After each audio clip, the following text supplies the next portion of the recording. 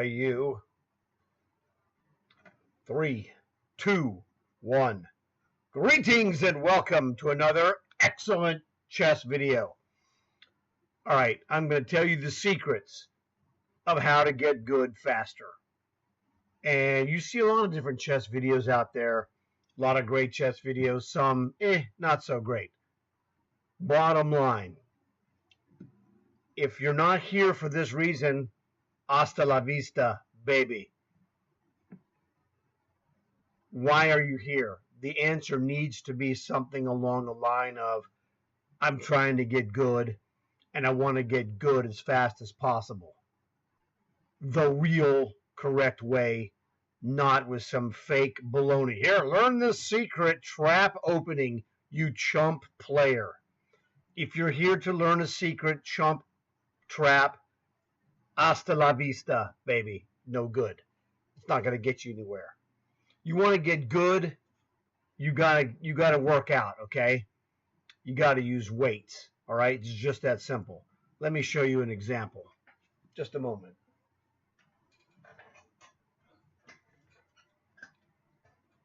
These are weights.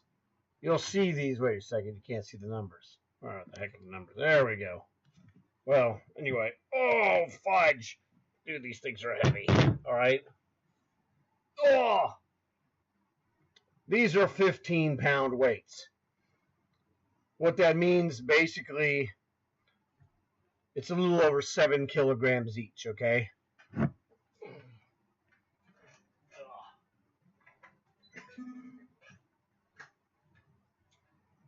All right. Man, it's tough. If you want to get strong and have big muscles without using weights, hasta la vista, baby. Not going to happen. Okay? You cannot fake skill. Any kind of skill. Math skill, chess skill, muscle skill, which gives you power. Okay? Things of that nature. You have to do it the right way. I only know how to do it 2 ways.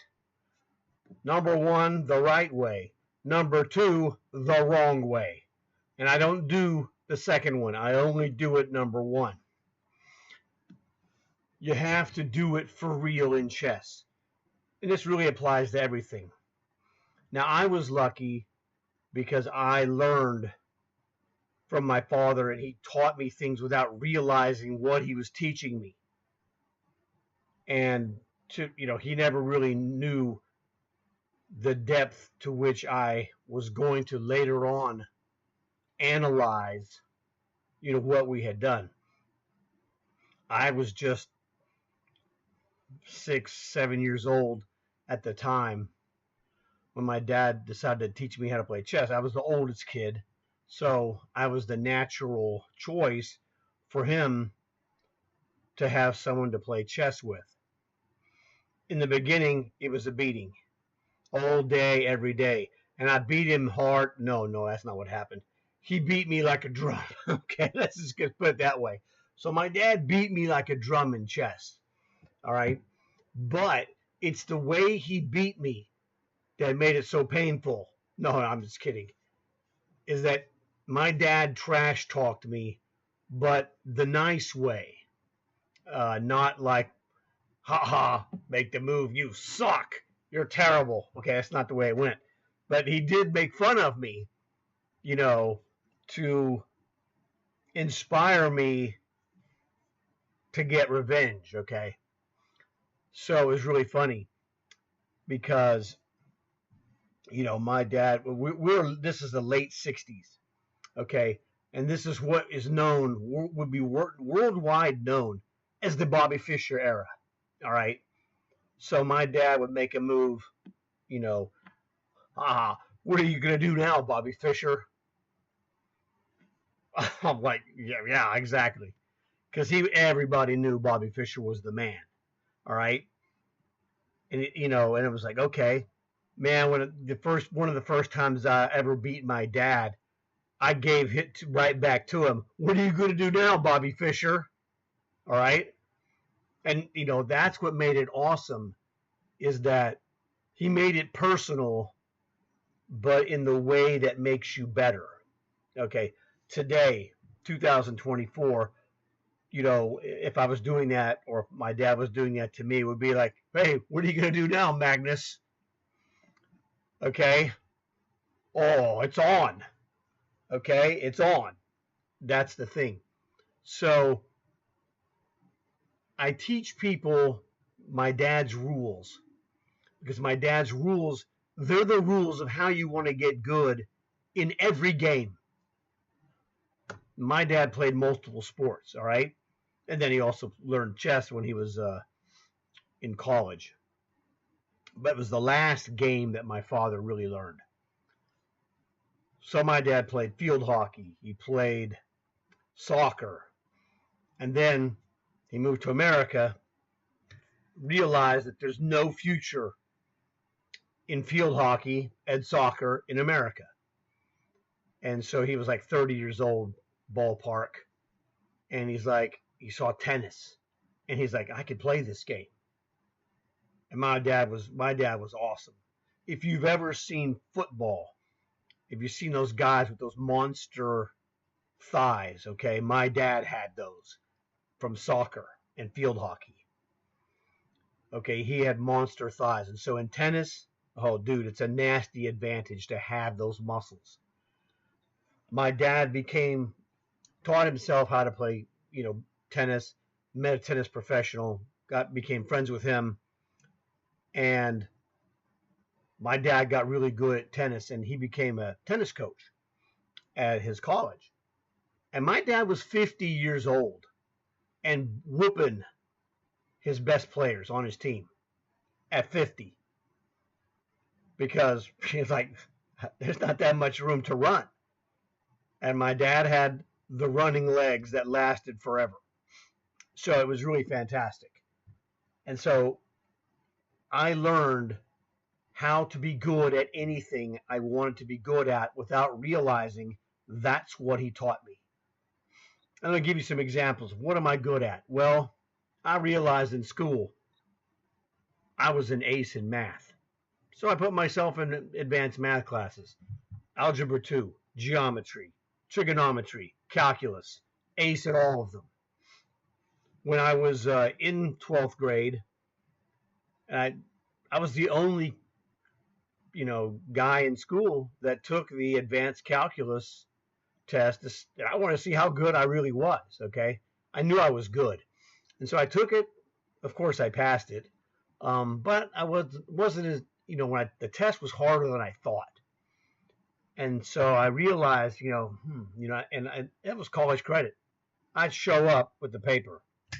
Okay, you're done. You got instant credit for college. You go, nah, I'm going to go, I'll take calculus again. Why?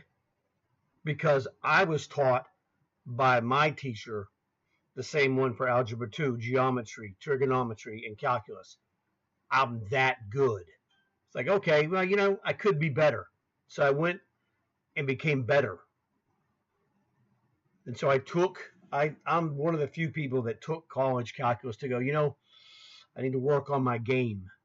So I thought of, college calculus, differential and integral calculus, like a game. And I need to improve my game because I realized I had, in my own mind when I took the test, I realized that there's a couple of things I could get a little bit better. I'm not as good as I want to be. And so that's what I did. And I was using my dad's rules without even realizing it. It never occurred to me.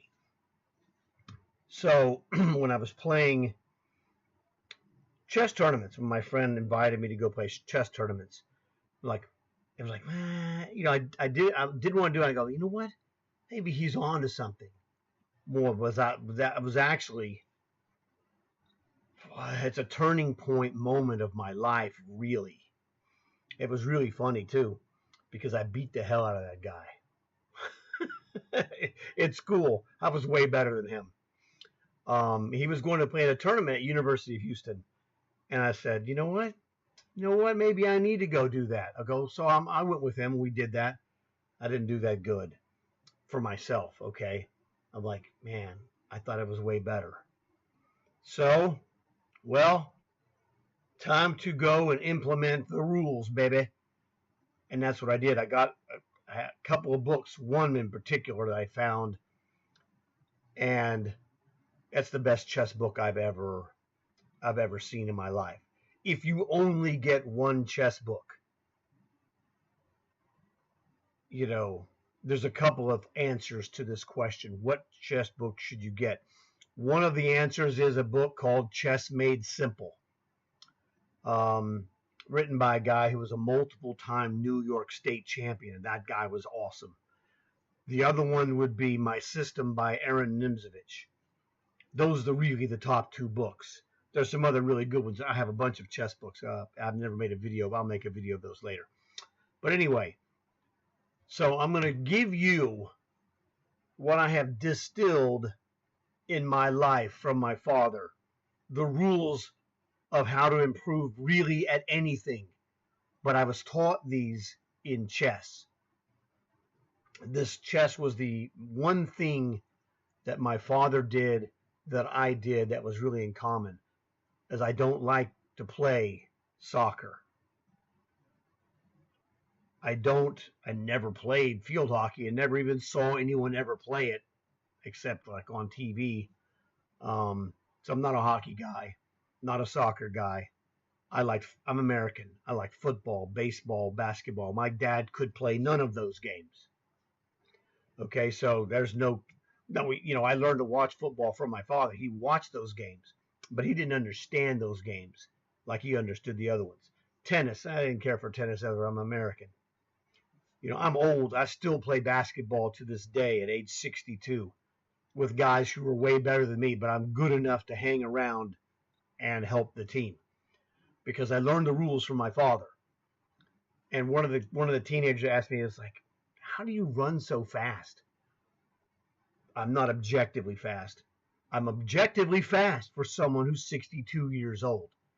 And my agility is off the charts for someone of 62. Okay? That's what he was referring to.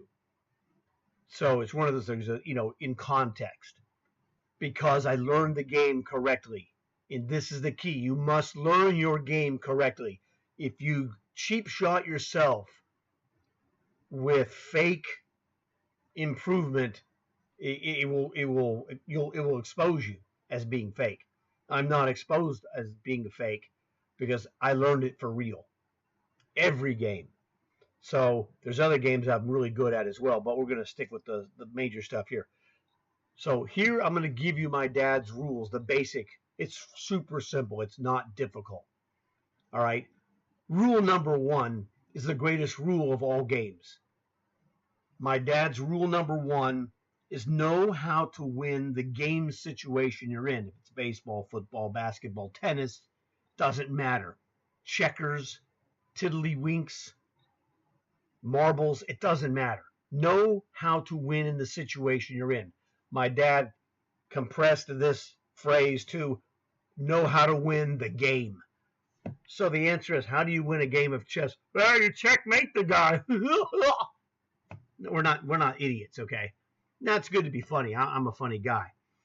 But I'm not, when I'm doing this here and I ask you questions, I'm asking you serious questions. I'm asking you questions as my father would ask me. He was a college professor. I'm asking you this as if I were a college professor. I am not. I taught, classes in high school, okay? And I'm really awesome, but I don't want to brag about it, so I don't go around broadcasting this. So rule number 1, know how to win the game situation at hand, or as my father would say, know how to win the game. All right? It applies to every game. It doesn't matter. Rule number 2 in chess, you do this every move if you want to. It's tedious if you do it, so even my dad didn't say to do this every move. You could do this every move. And the rule number 2 is super important, and it's the rule he mentioned the most. What is he trying to do to me, the opponent? What is the opponent trying to do to me? He's trying to checkmate you. Okay, I'm just going to throw it out there, right? The answer is it's going to vary from position to position. And what you have to do in chess, what makes it so difficult, is that there's infinite positions, right? And so there's not infinite things he can do to me, but it is a relatively large number. Now, as students of learning in a scientific process, we use our minds to scientifically categorize things. So, and this will happen. And so the best way to do this is to look at problems as they come up live. Now, I don't edit these videos, so no one can say, yeah, he sat there, he couldn't do it, he went, got a computer, figured it out, and now he's faking it to tell you, I could do that. I wouldn't have my record of 58. My record would be like 75 or 80 if I did that, number one. So I don't do that, number one. Number two, it would take forever. So the best way that I can do it for you is live. Here that you see this, so sometimes it takes 10 minutes to get one. Just depends on, sometimes you're on your game and sometimes you ain't. All right. Now, I'm 62. That's not an excuse. That's just there's advantages of being 62. I've been playing chess for 55 years, so I got a 55-year head start on a guy who starts today. All right. I do some things a little bit slow due to my age, but my experience overall gives me an unprecedented advantage over guys that I'm teaching. You'll see that here. It's not fake. I don't fake any of this. I don't need to. It doesn't matter. You can tell. Anyone with a working brain could go, this dude knows some stuff, okay? You can't fake this. You can't fake it for very long, and that's the key. All right? So what I'm going to do, I'm going to start this up. We're going to roll and see what we can do. Can we get 50 plus? The answer is, I expect 50 plus. That's just me personal, okay? So let's roll. We've gotten all the beginning stuff out of the way. Okay. Wow. This is an end game. One of the things, now my father himself was not a big end game player, all right? He did not want to go through the rigmarole of being a better player by mastering end games. But this is really basic stuff. So rule number one of end games. This is a pawn end game. Kings are in every end game, so I don't have to mention. It's not a king and pawn end game. It's a pawn end game.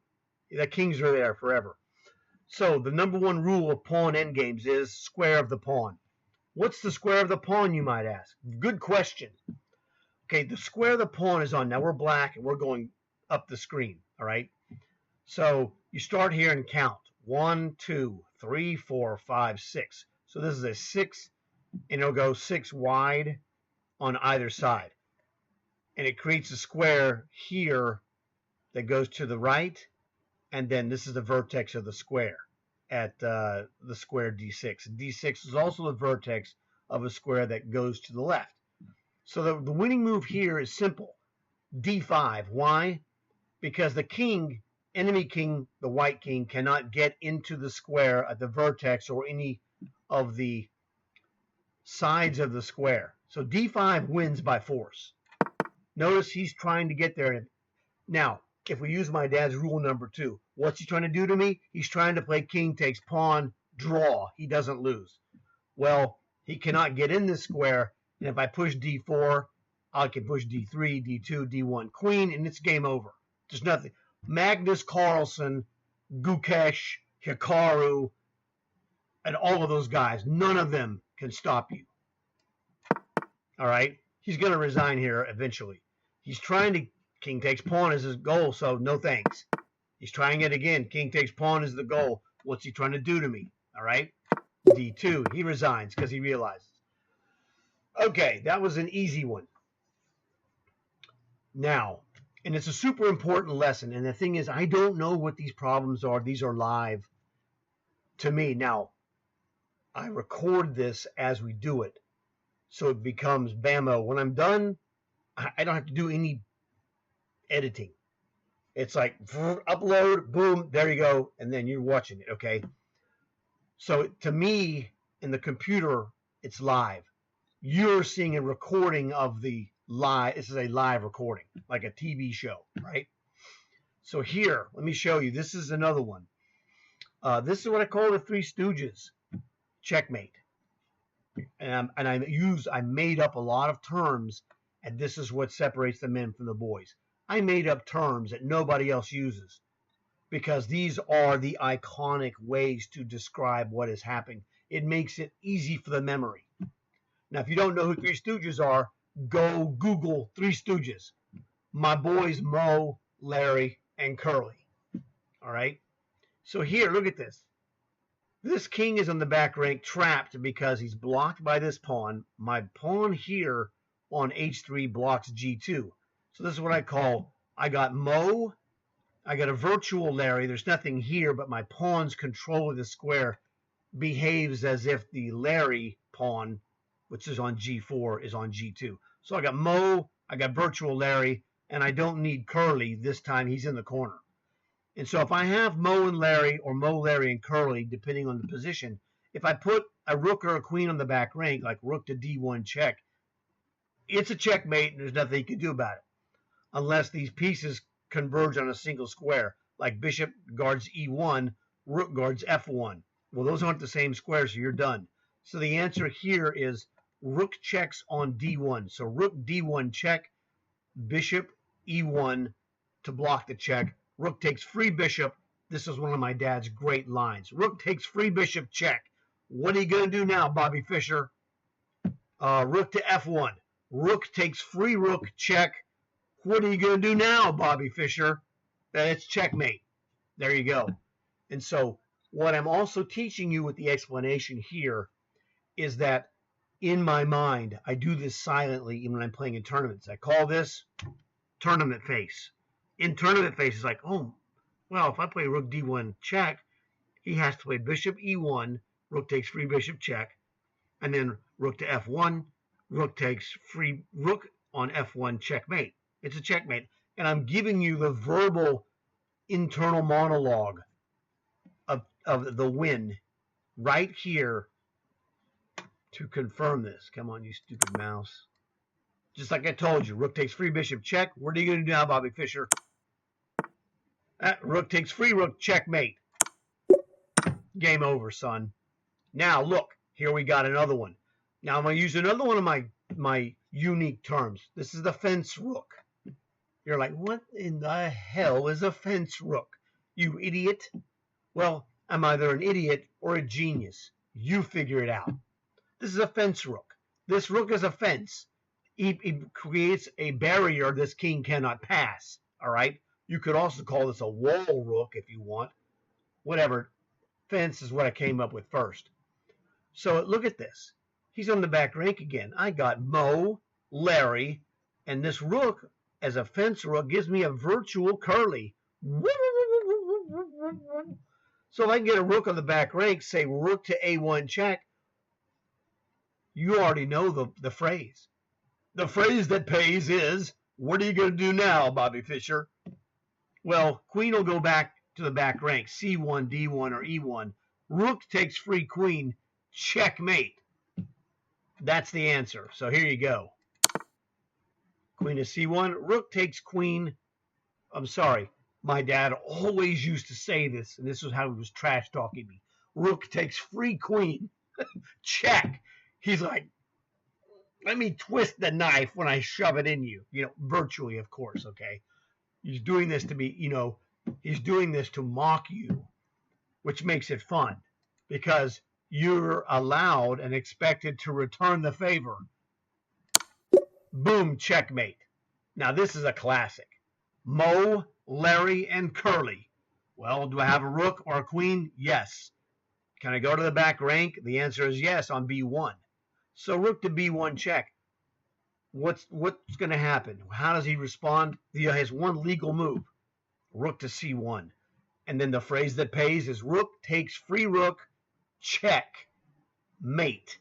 What are you going to do now, Bobby Fischer? Well, resigning is too late. You already made it. So there you go. Now I'm going to hold this here so you can see this visually. And this is the key. I'm giving you visual keys. I'm giving you auditory keys and showing you how it works here in the brain. Now this is easy stuff. Here's another one I made up. And the answer for this one is, sometimes your opponent makes a move and it's a blunder and it's just checkmate. God dang it. All right. The answer here is queen to a1. I'm holding this so you can look visually to confirm this. All right. In my mind, in tournament face, I would not do this. I would just, okay, checkmate. It's a Moe, Larry, and Carly Three Stooges mate. Oh. All right. Do you know what a battery is? Yeah, it's a thing you stick in your mouse or stick in a flashlight, or not that kind of battery. All right. In chess, a battery is two pieces of the same powers in a line, like queen and rook, or two rooks, or queen and a bishop. Do I have a battery? Well, I have a battery here with two rooks, which is good defensively, but not offensively. Here I got a battery of a bishop and a queen on the light squares. Doot, doot, doot, doot. Always go to the end of the battery. Well, this goes nowhere, so let's go this way. Doot, doot, doot, doot, doot, doot, doot. Oh, queen to g2. That's a checkmate. So he made a blunder. Pawn takes, whatever, don't care.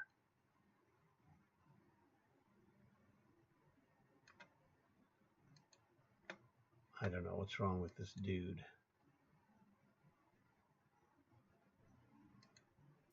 That's a checkmate. All right.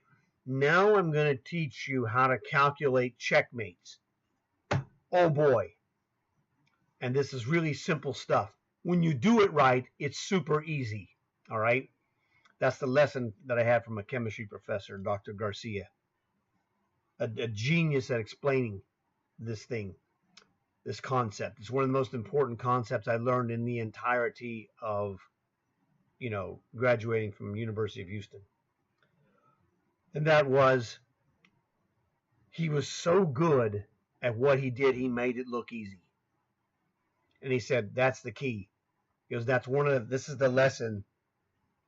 It's the most important lesson really that I learned, is that when someone is absolutely super great at what they do, they make it look easier than it actually is. Now, I make it look easy, and then I show you how to make it easy for yourself. So the king lives on this square C5, as you see. Here's the C, and there's the 5.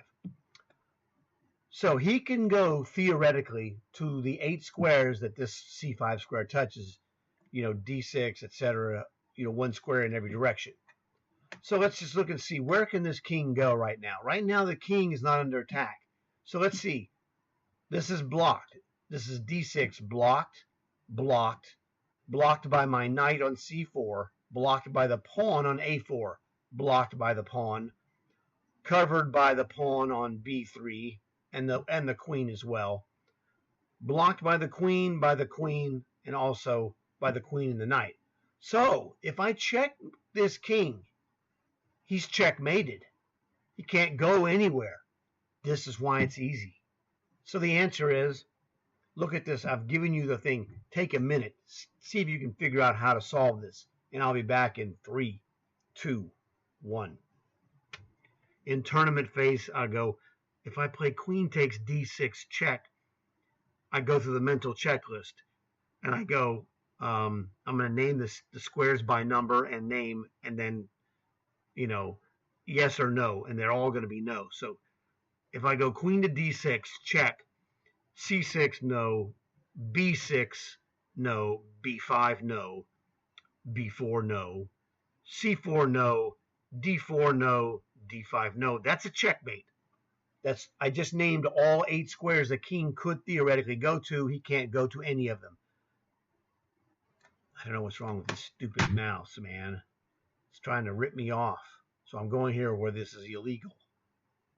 And if it drops off, it won't do anything bad. So this here, I want to show you this position. This is a checkmate.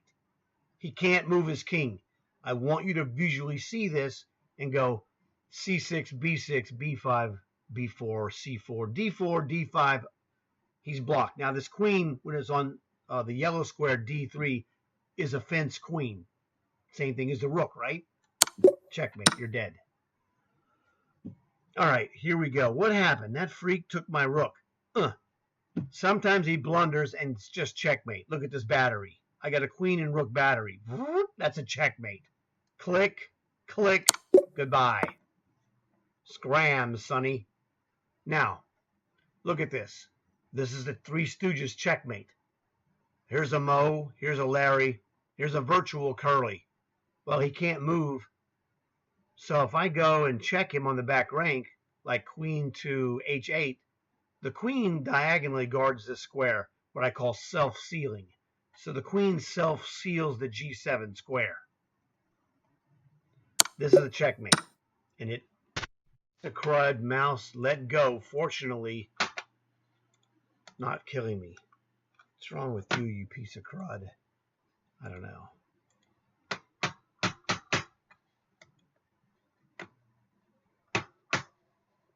I might need a new mouse, I'm telling you. There we go. We're good. I could swap this and use my finger. I have a touch screen on my laptop, and I'm doing this on my laptop, so I'm not screwed. I can use my finger, touch. I just can't move a piece with my finger and hold it. No one's perfect. Oh, anyway. So look what's going on here. Again, look, his king. This is the thing also that's very important. Now, a lot of you guys are going to be like myself. You've seen the Marvel movies, what have you. Now, I'm a Marvel Comics guy from the 70s. So Spider-Man to me is not new, all right? And I have spidey senses in chess. So what do my spidey senses tell me? Well, my spidey senses tell me that his king is close to being checkmated. And this is one of those things that you learn over time.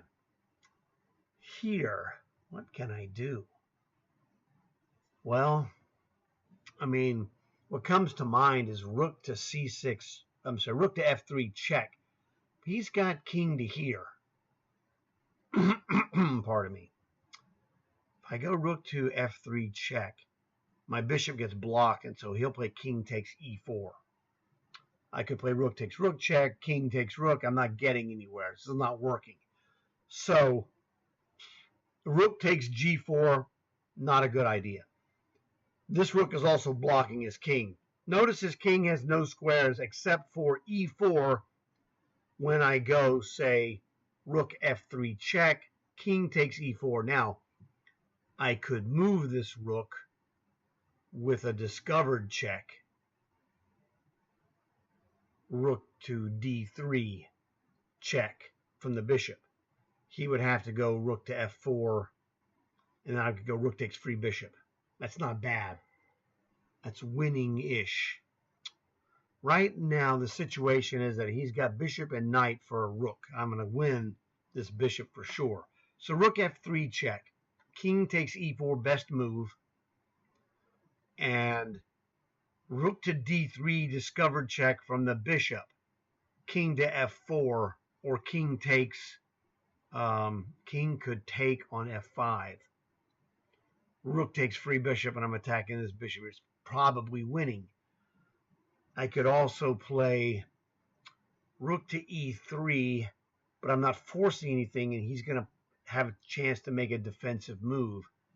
Can he make a defensive move to stop rook to f3, rook on h to f3, checkmate? The answer is yes. If I go rook to e3, he can go rook to g1 check. King goes up. I think this is the move. Look, you jerk freak. He resigns. Rook to f3 check was correct.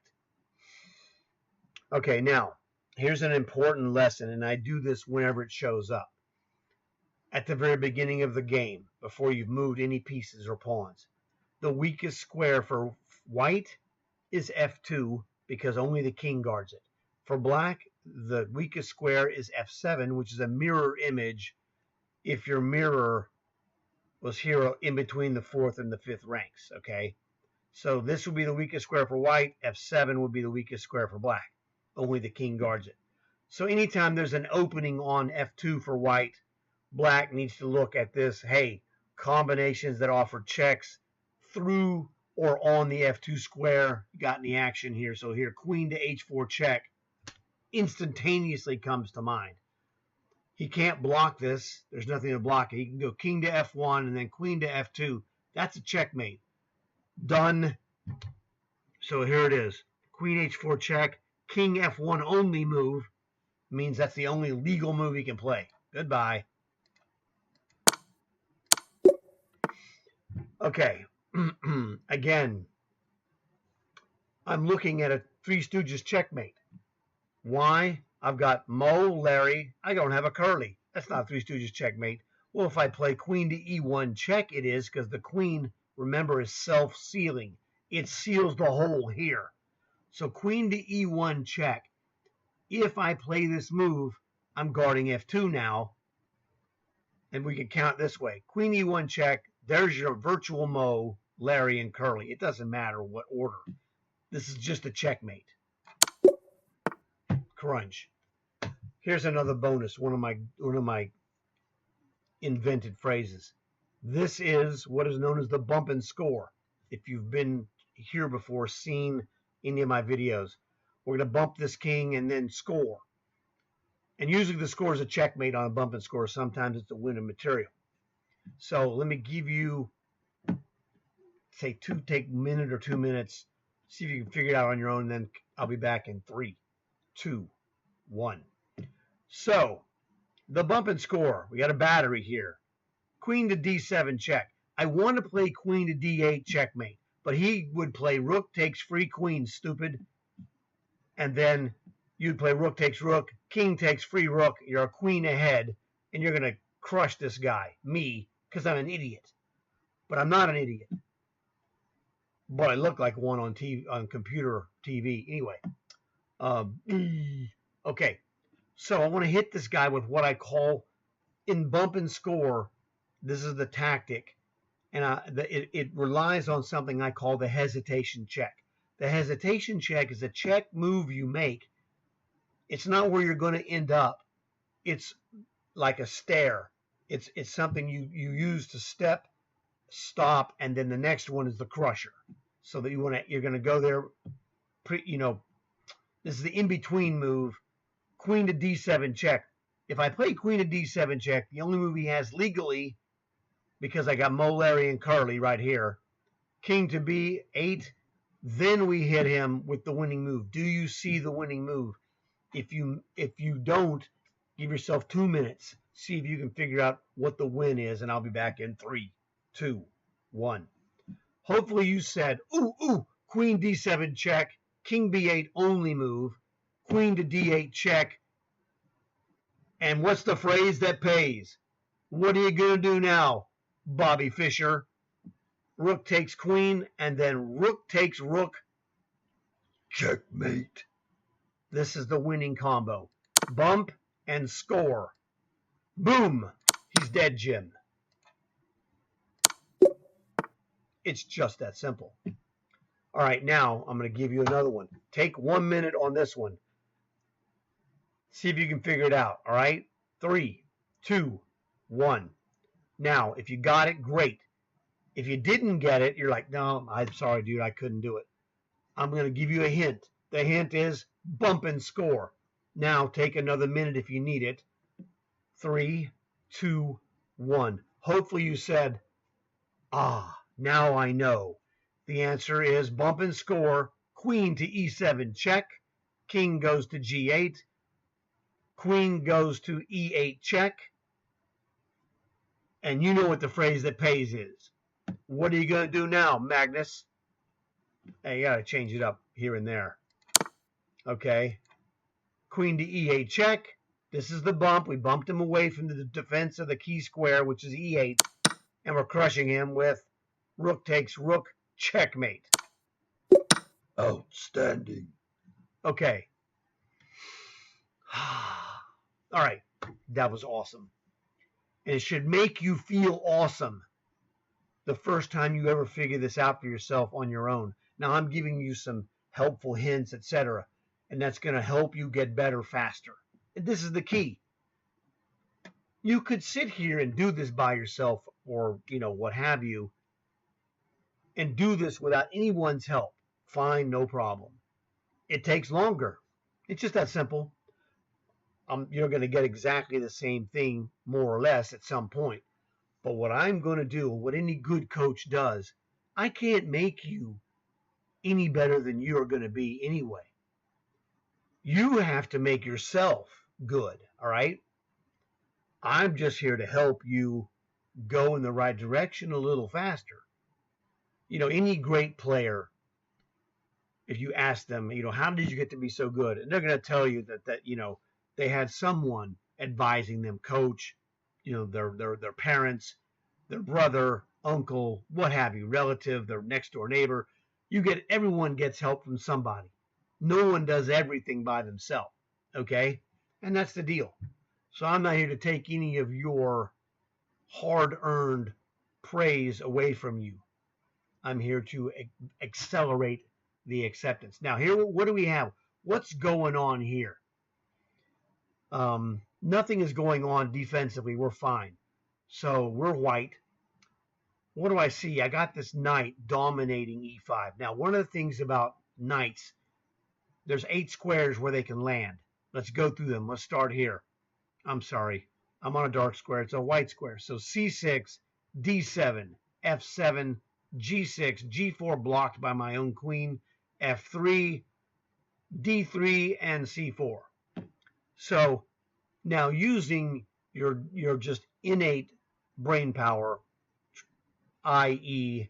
spidey senses, the key square should jump off the page at you. That's d7 because I got a knight and a queen hitting d7. So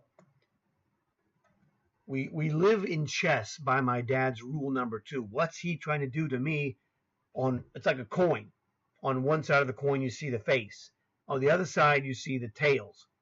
And so if it's what's he trying to do to me on one side of the coin, we flip it. What am I trying to do to him? And the answer is, let's take a look at queen takes d7 check. This is what my friend Jeff, who invited me to the chess tournament, the turning point day for myself. He's actually now a professor at LSU, which is Louisiana State University. He's a PhD professor. That was a smart dude, all right? And so he goes, his whole thing was the momentum of check, was the concept that he gave a name, all right? He didn't call it that name, but he referenced this. I named it the momentum of check, but it's his concept, and his explanation was that you gain powers through this check, and we all know this, but he brought it about to me, to the front of my brain, and so I gave it a name, momentum of check. Queen takes d7, momentum of check. What are you going to do now, Bobby Fischer? Well, you see, he can't go anywhere except for key to f8. And then if my queen is on d7, I can now hit queen takes f7. Notice only the king defends d7 and only the king defends f7. So queen takes pawn check on d7, king f8, queen takes pawn, checkmate. Game over using my friend Jeff's momentum of check. All right, it's just this simple. That is a checkmate, sir. In fact, it takes me longer to explain it than it does to play it. All right, now, what's going on here? This is a really nice move, conceptually, that black played. This pawn is pinned, so queen takes free pawn. I can't do anything. Or queen takes rook. I can't do anything about this rook. Pawn takes queen is illegal. Rook would take king. So what can I do? I can do several things. Number one, the first thing I see is that I could play bump and score, queen e8 check, and if rook takes queen, rook takes rook, checkmate. Well, he can play queen to d8, except here's another rule that my dad taught me. You must assume, if you want to be a good player, that you must assume your opponent will play the best move to whatever it is you do. Okay? Now, queen to e8, I'm going to give you the, you know that exclamation point means a great move. Double exclamation point means brilliant. Question mark means a bad move. Double question mark means blunder. Idiot, okay? Queen to e8 check by white. Well, I don't know, my mouse is messed up. Anyway, that's double question mark. It's terrible. The correct move is not rook takes queen. The correct move is queen to d8 to put a double defense on the back rank. Because now if I play queen takes queen, he goes rook takes queen. He's got 2 rooks against 1 rook. It's game over. I lost. I'm an idiot. So queen to e8 check, double question mark, loses. I do have another move, though, that's really good. Queen to c8 check, rook takes free queen, you lose. That's a question, double question mark. The only other move that's potentially decent is queen takes rook.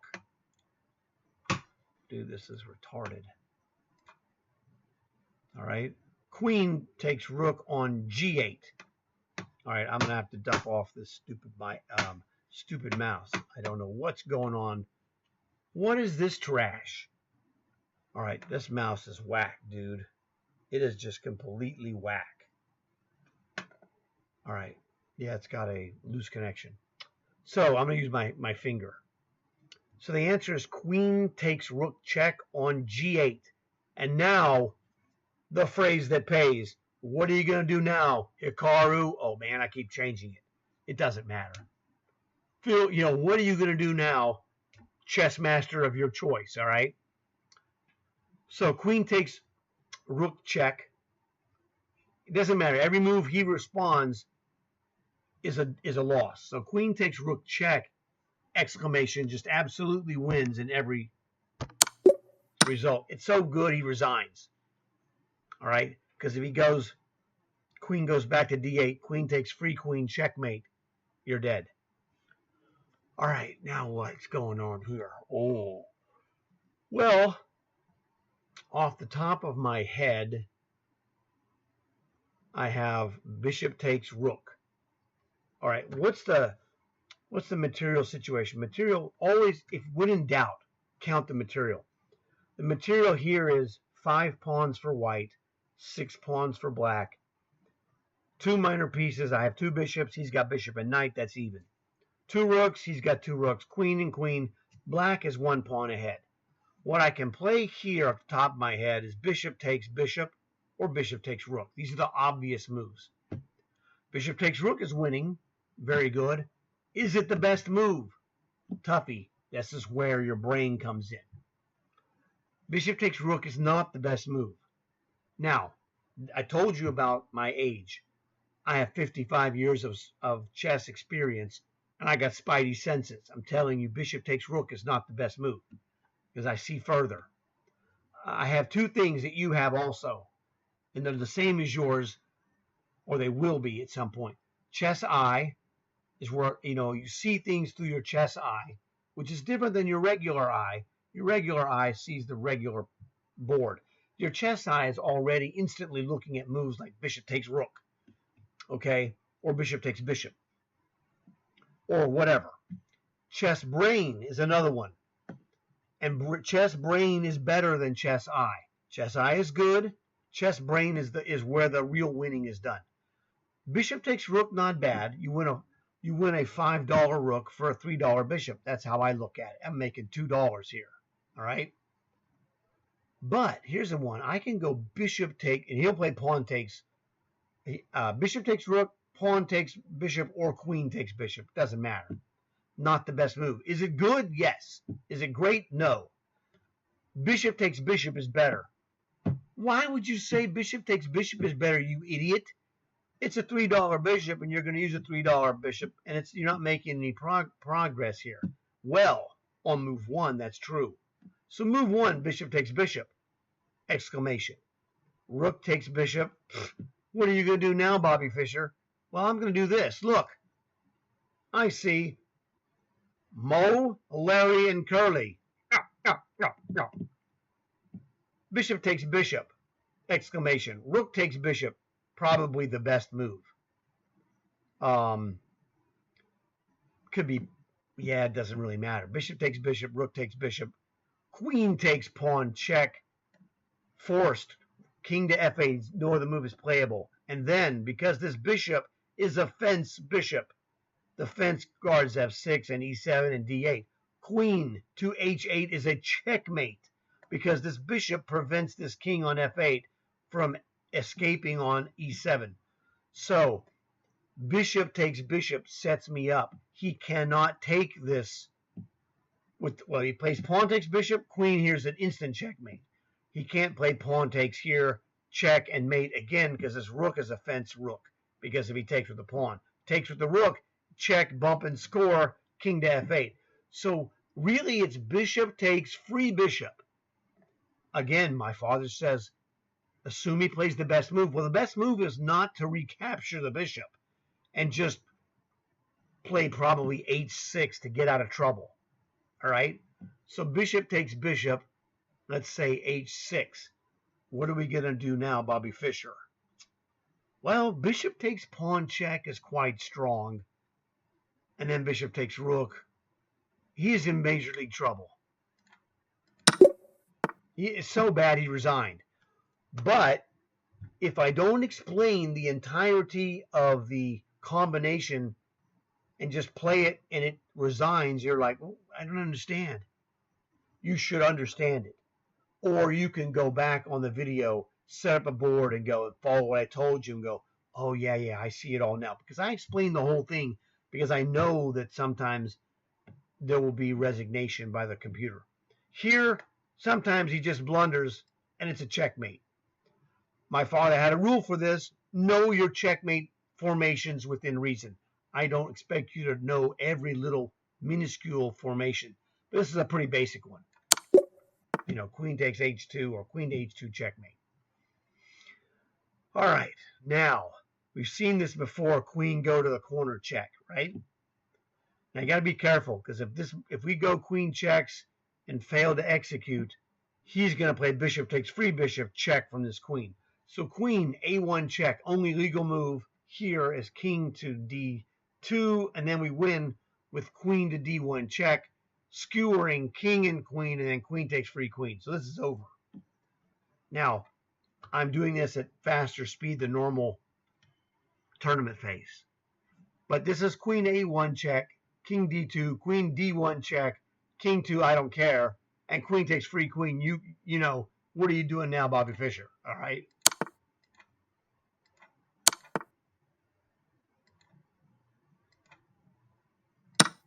Game over. Oh, you're going to be rough, eh? Why, you? All right. That's a Three Stooges line. So here, what's going on? Well, we checked him. He blocked it with the rook. Probably a good move because he was going to get annihilated if he didn't. And he would get annihilated. If he goes king to h7, it would, if we go back. If he goes king to h7, the only other legal move, bishop to f5 is crushing, or queen to g6 is also terrible for him.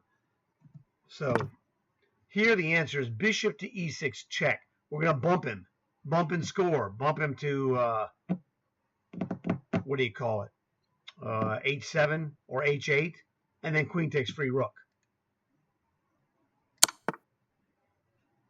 Now, we're not stupid. At least I know I'm not. I'm assuming you're like me, that you're not stupid. You're here learning. I could look at queen to g6 check in tournament phase. Queen to g6 check. He goes king to h8. I don't have a checkmate. So, I got to watch out, though. He's got a, oh, no, he doesn't have a check. He can't check my king meaningfully. He doesn't have like queen to c4 check. So I'm just going to play queen takes free rook. You're dead. This is a spite check. I'm going to check you. You are mean. Queen takes free, king takes free queen. Good luck, chump. All right.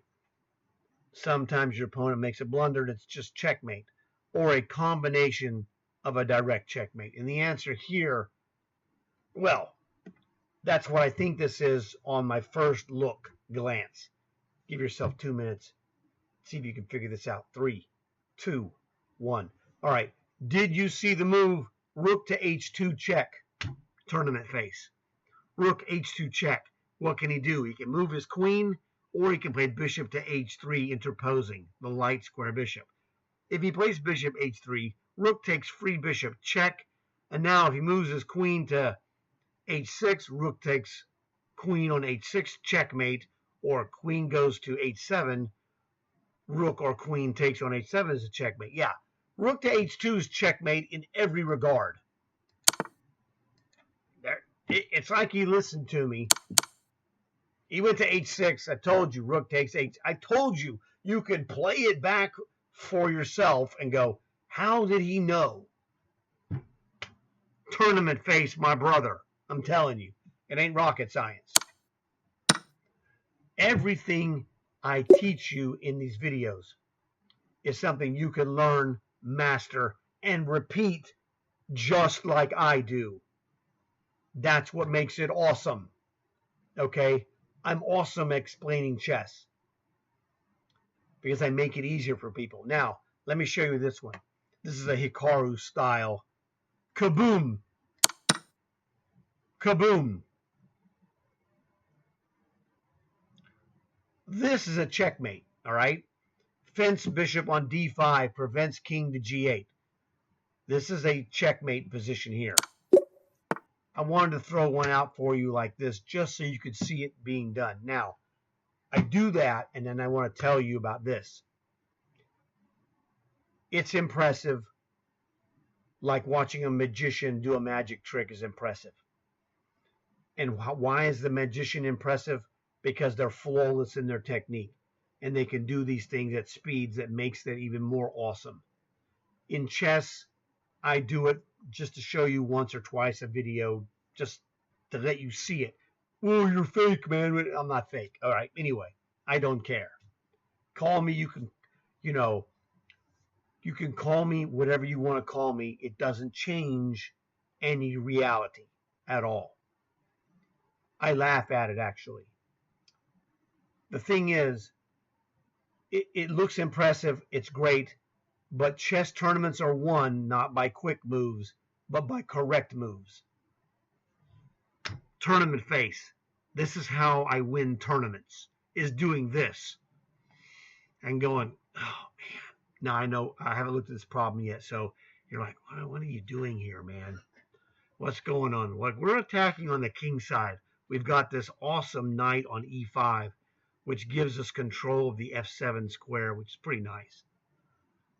I got some problems, though. I can't move this knight because his bishop will take my queen. So what can I do? That's a good question. Now, the answer is I actually can move this knight. Now, here's another lesson.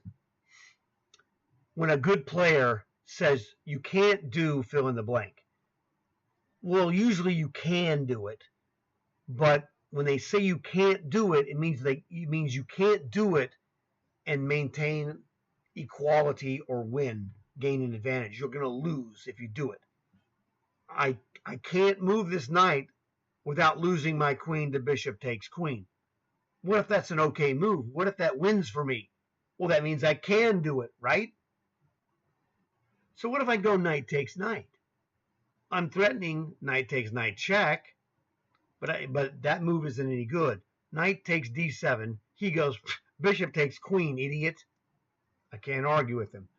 But I can go, hey, wait a second. Knight takes your queen, idiot. What's it feel like? This is what is known as a desperado in chess. In the desperado, you take, or I take, you take, I take, you take, and there's going to be decision points, right? And the secret of the desperado I learned on my own. And to be well, narcissistic, my solution is the best there is ever. I'm not even going to lie to you. And that is this. Here's how I do it. I do it like this.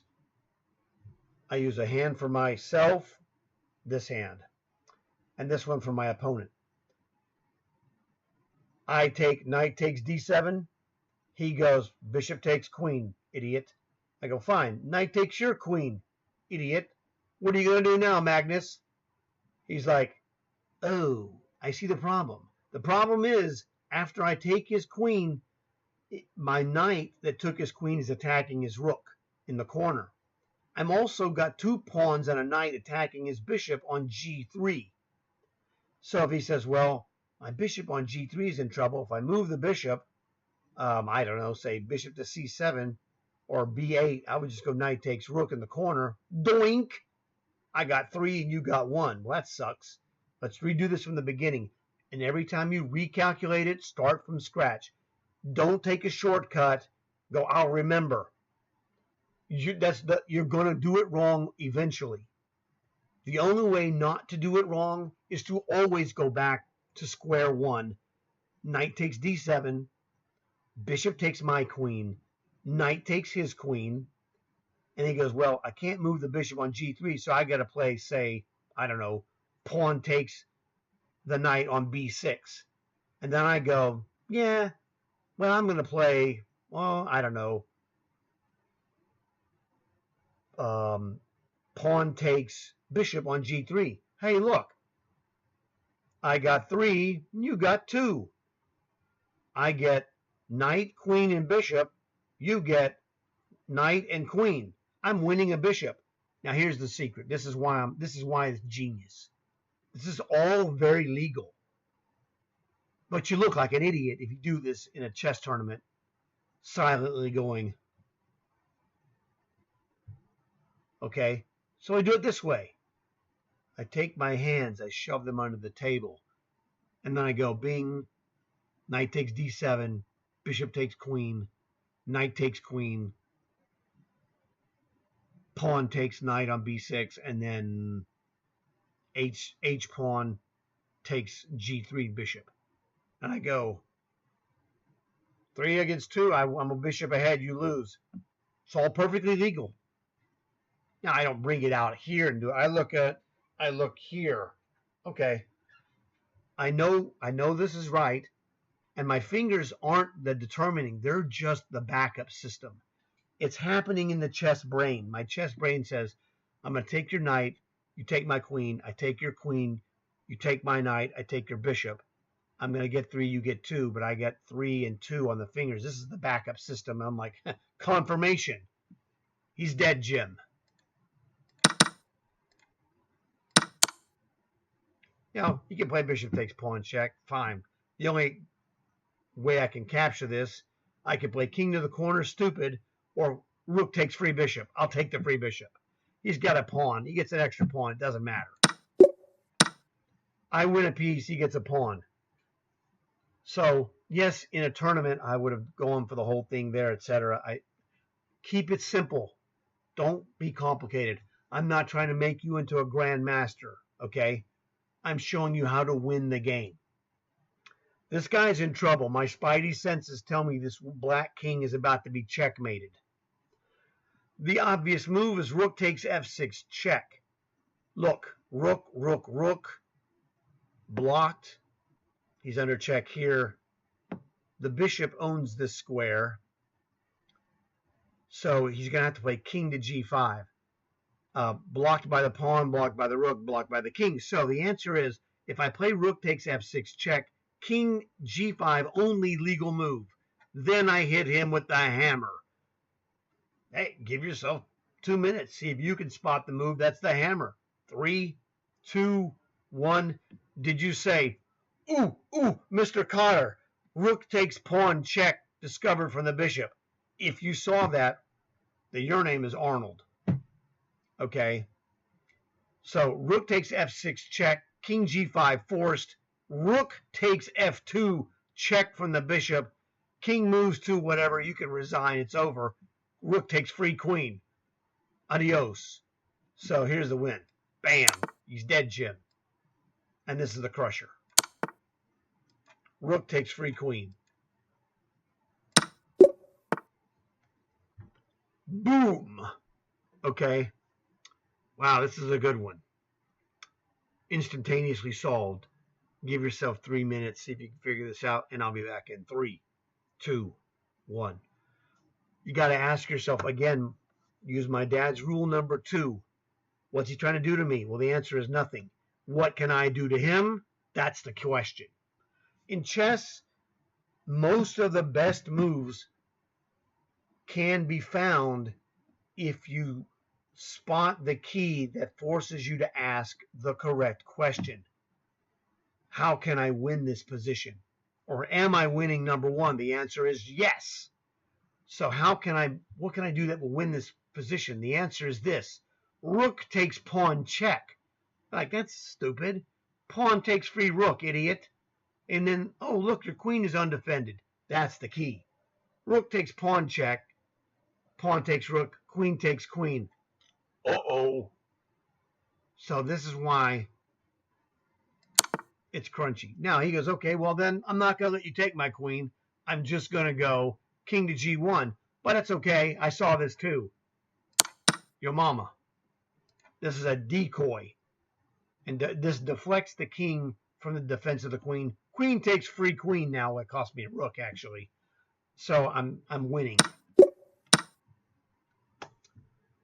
I see that checkmate.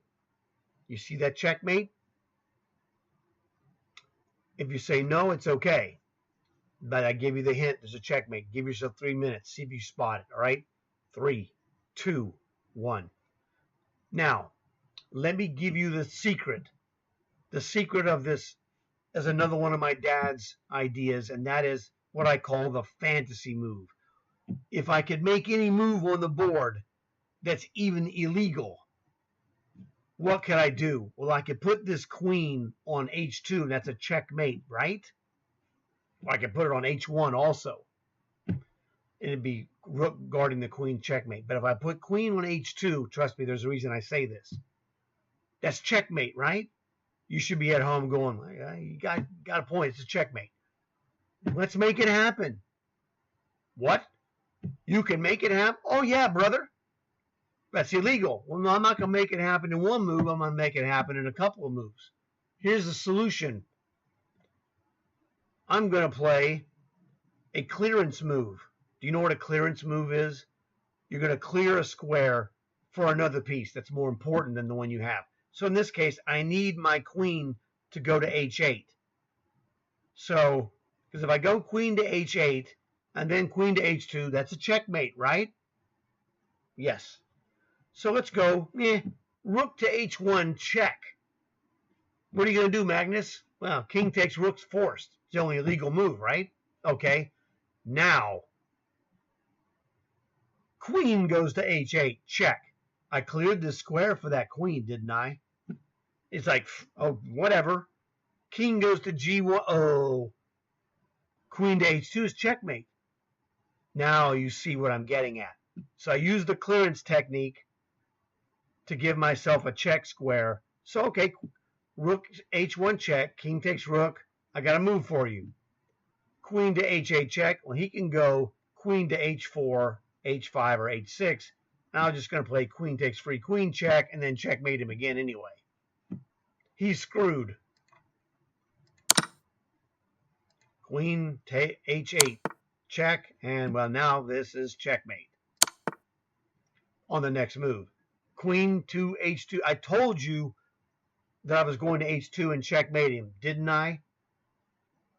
Do I lie? I make mistakes, but I don't lie. There's a difference. Outstanding. Okay. We started this set of problems with a pawn endgame. Now we have another pawn endgame. Oh, by the way, I always tell people I'm a master and then some on pawn endgames because I learned all the tricks. The key thing is, like this, I have it. What is the key? The key is passed pawns, all right? You know what a passed pawn is. I assume you do, but if you don't, hey, you might have learned chess last week. It doesn't matter. A passed pawn is a pawn that does not have a pawn blocking its progress. And we can force a passed pawn to occur on the board in certain situations. In this situation, do you see where black can force a passed pawn? That's question number one.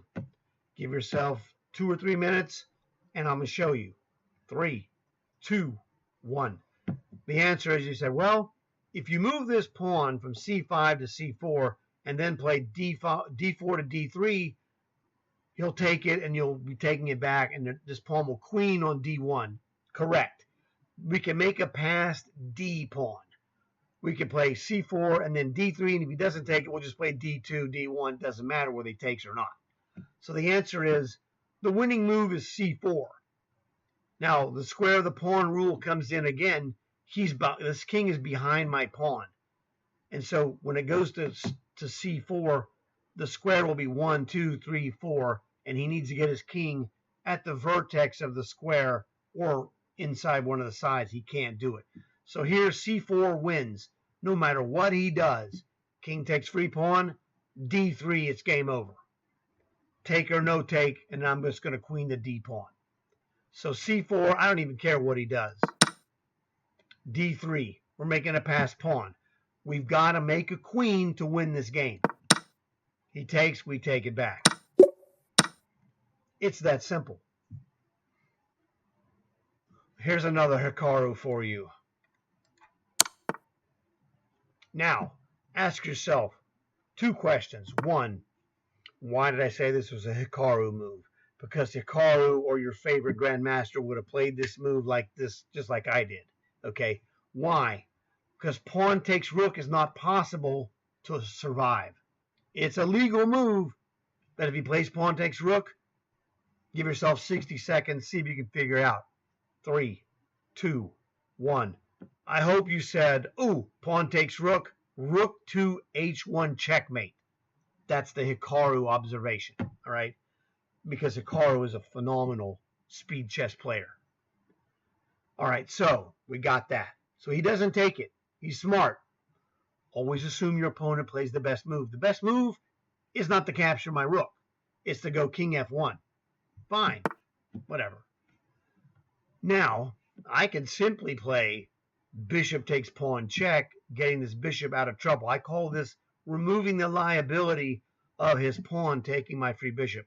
So bishop takes pawn check, removes liability, and then he's screwed because king e1 is the only good move, and then I'm going to play rook to g1 check. Or if I play bishop takes pawn check, rook to e2, I can hit him with bishop takes rook check. It's probably the best move for him. He's dead. Okay, now I'm going to go check. He'll play king to d2, and he's losing. It's not dead, but he's losing. Oh, what I'm doing here is I'm going to skewer him and win that rook in the corner. Just making sure, looking visually, I'm making sure I'm not under checkmate or any of the kind of threat. Yeah, I'm safe. For some reason, this computer is lagging, but I got it. Now, remember I told you about that f2 square. It was open. We checked him. He's gotten a move here. What can we do? We can play queen to b4 check, but he's got knight to c3. Probably a good move. I have a better move, though. Queen to e3 check. What are you going to do now, Bobby Fischer? He has one legal move. King c2. Now, this queen on e3 becomes a double fence. Covers the e file and also the third rank. King c2 only move, and now we checkmate him with knight to the b4 check. Visualize this to the best of your ability. Pause the video if you need to visualize this. This is tournament face. In tournament, I'm going to play queen e3 check, king c2, and it looks like knight to b4 check is a checkmate. I know it is. I got spidey senses. All right?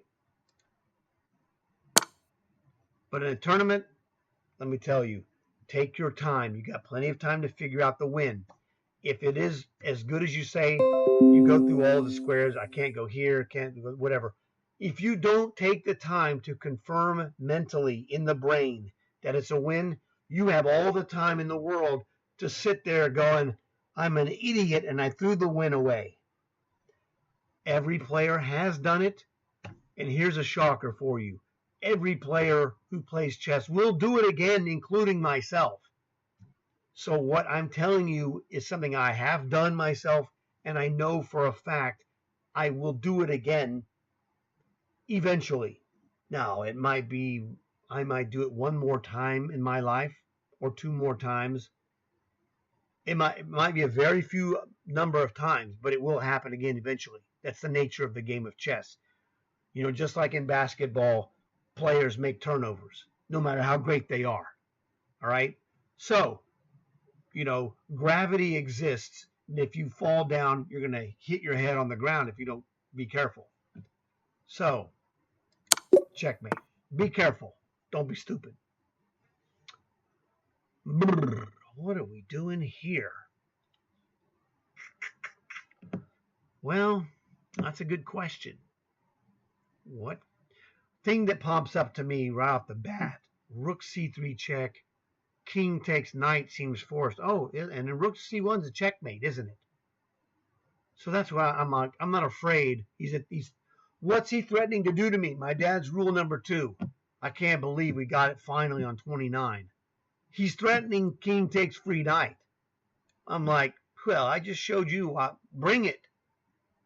Rook checks. You really want to take that knight, son? Really?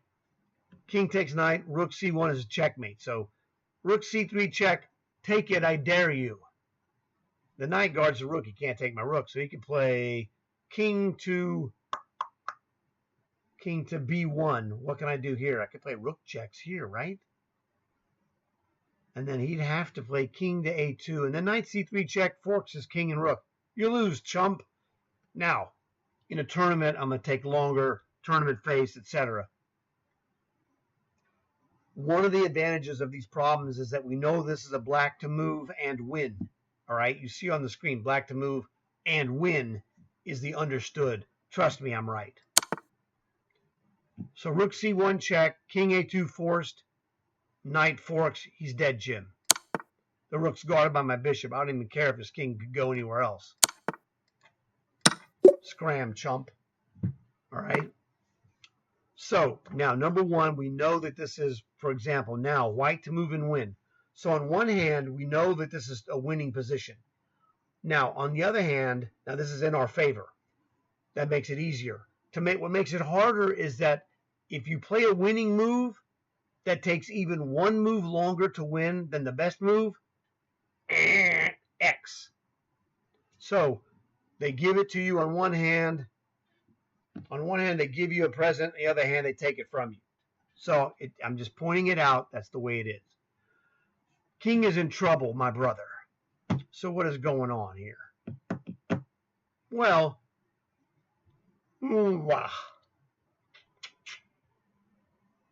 I can't play queen takes pawn check. I could fork this guy check and take here and queen takes. That doesn't seem that great either.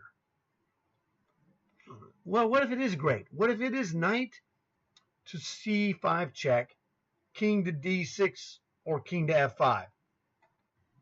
Now, I don't have to take the rook. So knight c5 check, king f5. Can I play queen to g4? Well, queen takes queen. That's not good. So what can I do? Knight checks, king to f5. I could play... Man, I could play queen to h7 and then queen takes rook. That's a possibility. I'm winning in pawns. I got 2, 3, 4, 5, 6. I'm 4 pawns up if I can win this rook for free, which I'm about to do with knight c5 check. All right, knight c5 check, king to d6, queen to d7. Is that a checkmate? That is a fence queen. That's a checkmate. So king f5 is the only move that doesn't lose. So wait, what about knight c5 check, king f5? Can I play queen d7 check? It's not a checkmate. This is winning. He resigns. Spidey senses told me it was winning. I know. I'm a comic book guy, and I've been a comic book guy since the 60s. You know, comic books aren't real. Spidey senses are real in chess. That's all you have to know. So if you're a kid watching this, go home when you're, talk to your parents at some point.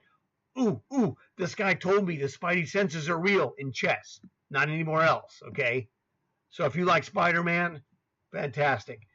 I use my Spidey senses, and you watched me use it right here in front of your face. So here's a question. What's he threatening to do to me? Rule number 2 from my father. Pawn takes queen. Also knight takes knight, maybe. Potentially even queen e6 check. Who knows? I can play check. I can play knight takes knight check. If he goes king to g2, knight takes rook check, and he's, screwed. So that's the bad move. Knight takes knight check, king to h1. Now my queen is under attack, but I got a knight for free.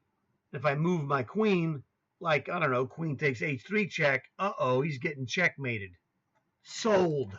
Check. My brother, did I not tell you this move is winning? Okay, great. Now, I can't check him again. I can play queen takes pawn check, which is good. I've just taken a knight and a rook. If I move my knight with knight takes bishop, he goes pawn takes queen, and he's doing okay. What wins for black is queen takes pawn check, king takes knight, and then queen takes bishop. He's toast. Now look, I'm going to have queen, bishop, and 2 rooks. He's going to have queen, bishop, knight, and a rook. So he's going to be down the exchange. Queen takes bishop is winning. Oh, really? Well, what's he trying to do to me? If I play bishop takes pawn, queen takes free queen. And this is why my dad's idea of staying free on a piece is genius.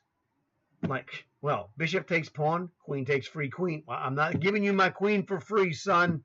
It is not happening. Pawn takes pawn, and it's all good. My dad's rules are genius. Sometimes it's just checkmate, son. Okay? I'm not bragging. I'm just telling you the way it is. Now look at this. This is a checkmate, forced checkmate. Give yourself 3 to 5 minutes. See if you can figure this out. It's a really nice one if you figure it out. One of the things that I do is that I teach you, I make the problem for you easy. If you tried and failed, and then I show you the solution, you don't just get the cheap solution. You get the understanding of why it is the solution that works, and that makes you stronger mentally. You will always look at my videos and go, oh my God, dude, I feel so much better than I was. Now, part of that, is the rush of learning, temporary, short-term gain. But part of it is real, and you do this on a daily basis, and this is what builds your muscles in your brain. Your chest muscles are invisible. This one, well, it's not that good. I'm not arm muscle strong. I'm chest muscle strong, okay? My muscle's right here. So, the thing is, I told you about my friend Jeff, the professor. And he's like, let's use his idea of chess check momentum. Queen takes pawn check. Where you going, Bobby Fischer? Well, if he goes to h7, I've got pawn checks. Goes back to h8, and then queen to f8 is a checkmate. I'm checkmating this guy. So queen takes pawn check, and if he goes to h8, then I hammer him with queen to f8 check, king h7, pawn to g6, guarded by the bishop. That's a checkmate. He's done. I just told you what I was going to do. So I used my chess brain to visualize in my head how to checkmate this guy. And then I spoke it to you. In my brain, I would monologue, speak it to myself. Okay, this is nasty. Give yourself 3 to 5 minutes. Take a shot. If you fail, if you can't figure it out, there's no insult in saying, I'm not there yet. Okay, fine. I'm not there yet. That's fine. If you're working to become better, don't let anyone insult that effort, ever. That's the most important thing you can do, is to try to make yourself better. Fail or succeed, it doesn't matter. And I say that temporarily. You might fail in the short term, but short term failure is often the thing that precedes long term success. I ought to know. I won so many tournaments, it's unbelievable. I'm at a place where it's really funny. I remember the first time I beat a chess master and it was awesome. Okay. And then I beat a second master and a third, etc. How many masters have you beaten? I don't know. 40, 50? And you're like, what? How can you not know that you've beaten 40 or 50, 43, 55? I don't know. I just don't, it becomes, an experience that you experience again and again and again, and you lose the connection to the, turning point aspect. Okay. The first one's really big deal. Second one is a big deal, etc. It's always a big deal when you beat a chess master, because this guy that you beat, it's chess master, man or woman, doesn't matter. That is a really good player. There are no terrible chess masters. There are no garbage ones. They're not garbage, okay?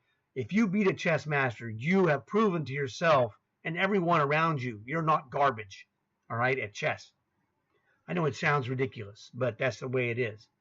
So it's like, one of the guys that I have one of the best memories of a chess master that I beat. We were playing in a tournament, and it was like the tournament occurred on a weekday, but he couldn't play that day. And he was like, "Hey, we're supposed to play Tuesday, and I got something going on." I've known them. I knew that guy for many years, casually as a chess tournament competitor.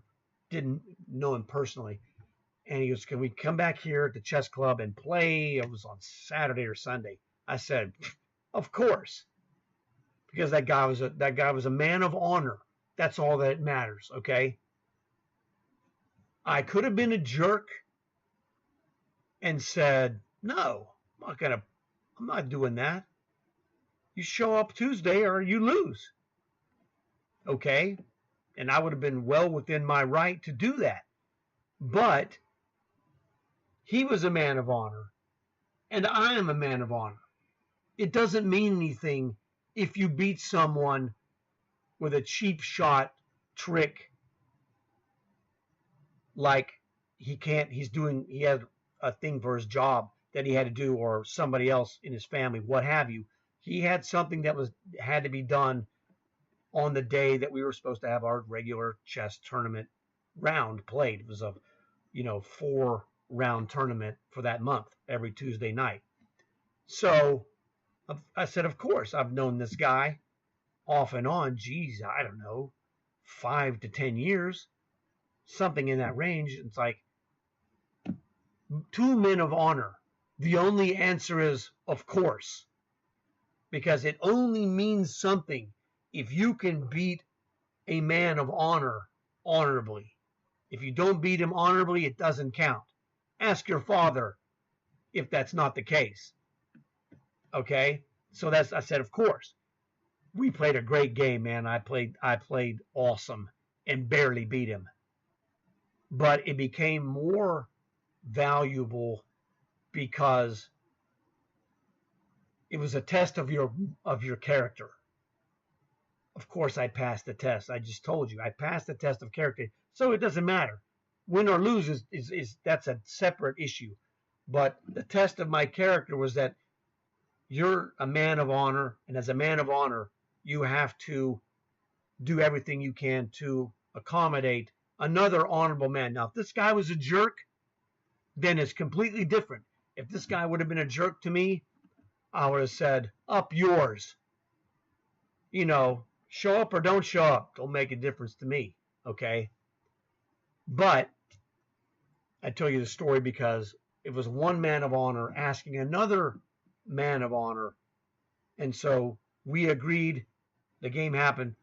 He was a super guy. I'm not telling you his name here because I'm not here to, brag about it, because he was a really good player. He was an awesome guy. I'm an awesome guy. And if I could talk to him and say, hey, do you want me to tell the whole story that it was you, et cetera, et cetera, he would probably say, yeah, it's cool. It's no problem. It was a great game that we played, but I don't have his consent. Not that I need it, but as one man of honor to another, I would ask him first in this question because I don't want to go and show a game that he lost in this situation unless he was cool with it. All right. That's just how I am because I'm a man of honor. You treat other people the way you want to be treated. So it's all good. But now here's the dealio. This is an awesome one. You've had plenty of time to look at this while I was, talking to you. So I'll give you the solution here in 3, 2, 1. The answer to this is a wicked solution. And the solution to this is a double check. I'm threatening to play knight like to d3 check, attacking his king with knight or queen. If I play something stupid like knight to g4 check, it's only a single check, bishop takes queen, I lose. And actually, the thing you have to learn is knight to d3 check is a double check, but it doesn't work. The reason it doesn't work is because he would play king to d2, as my father said. Expect your opponent to play the best possible move. The best possible move is king to d2. Well, I can check him on f3 with the knight, and he can't play that move. That move is illegal. So I play knight to f3 check, mate, because it's a double check and he can't get out of it. Boom! Now, I could have Hikaru'd this for you like that. But I've already given you a couple of those Hikaru. I don't want to do it. I wanted to, explain to you a relevant thing that came to my mind. And that's what happens in these video lessons. Things come to my mind. I've had 55 years of chess. I don't know what I'm going to do in these videos when I start them. All I know is I'm going to teach you how to be good at chess faster than you would get otherwise. That I can tell you. But the actual route that we take, I don't have a clue. It's all based on the problems, and the problems are going to trigger things in my mind from the 60s, really the 70s and beyond in chess. And that's what you get. The tournament that I played that guy and won that game was like 1992. Just throwing the year out there just as a relevant thing. Just like when I mentioned the University of Houston chess tournament my friend Jeff invited me to, that was 1981. Just, throwing out the years. Okay, so what are we doing here? Well, we're crushing this guy, hopefully. The thing that jumps to my mind is, notice we have a pin on this g-pawn, so knight f5 check is potentially quite dangerous for the king because he can't go king to f8. Well, he can go there, but if he does, queen e7 check, and queen g7 is checkmate. So this knight f5 move jumps off the board at me and looks very powerful. If he goes king to g8, well, queen to d8, and guess what, Bobby Fischer? You're in trouble, son. Yeah, he did exactly that. Check, king f7, queen e7 check. He's getting checkmated. Queen d8 check, king f7 only move, queen to e7 check, king g8, queen g7 checkmate. You lose. This is tournament face, but with my chess eye, this is an easy problem for my chess eye. Okay, but always remember, chess brain is better than chess eye. This one was a chess eye problem, easy to get. This one, I'm going to give you a hint in 3, 2, 1. Now, the hint here is bump and score. So now you got the hint, in case you didn't get it. You want to try this, give yourself 3 minutes, and I'll be back in 3, 2, 1. So, bump and score, queen c2 check, king to the corner only move, and now we crush him. Rook d1 check. The point here, he has to play rook checks. Is that correct? I think that's correct. No, sorry. Wait a second. Yeah, rook checks. Wait a second. Is that right? I'm going to think a second here. Queen checks here. Queen checks, king to the corner. Rook checks, rook takes, rook takes. Yeah. Whenever he plays bishop takes back, what happens is that he blocks or he blocks or ends the ability of the rook to guard the back rank. So I end up checkmating him with queen to c1. So queen c2 check, king a1, rook d1 check. If he plays bishop takes d1, queen to c1 is a checkmate. So he can't play bishop takes rook. He has to play rook takes rook, and then I hit him with rook takes rook check, bishop takes rook, queen c1 checkmate. Because as soon as the bishop hits the d1 square, there's no back rank defense, and it's checkmate city. Come on, you jerkweed. I don't trust it. And there's the checkmate. Just as I promised. Sometimes your opponent makes a blunder and it's just a checkmate. Well, in some cases, it's just a queen skewer with bishop to g4 skewering queen to king. He can't play queen f2 check if you want to because the queen is literally tied to that. Yeah, this is the move. Pawn takes free knight. Idiot. Oh, Bobby Fischer. Grasshopper. Man, you just almost watched me make a blunder. I told you I was going to do it. I didn't think I was going to do it in this problem, and I almost did. Pawn takes knight, double question mark. Why is it double question mark? I'll tell you in 3, 2, 1. Because he's got queen takes undefended bishop. Check. So he gets away. So here's the deal. If I can't play pawn takes knight, Magnus, what move should white play? I'm under check. His knight is checking my king. This is a tough one. 3 to 5 minutes, whatever you think is going to take. Check it out, and then if you want to give up, fine, but then I'll be back in 3, 2, 1. The answer is, what are you going to do now, Bobby Fischer? Queen takes knight, counters and guards my bishop. And so now, bishop takes queen check.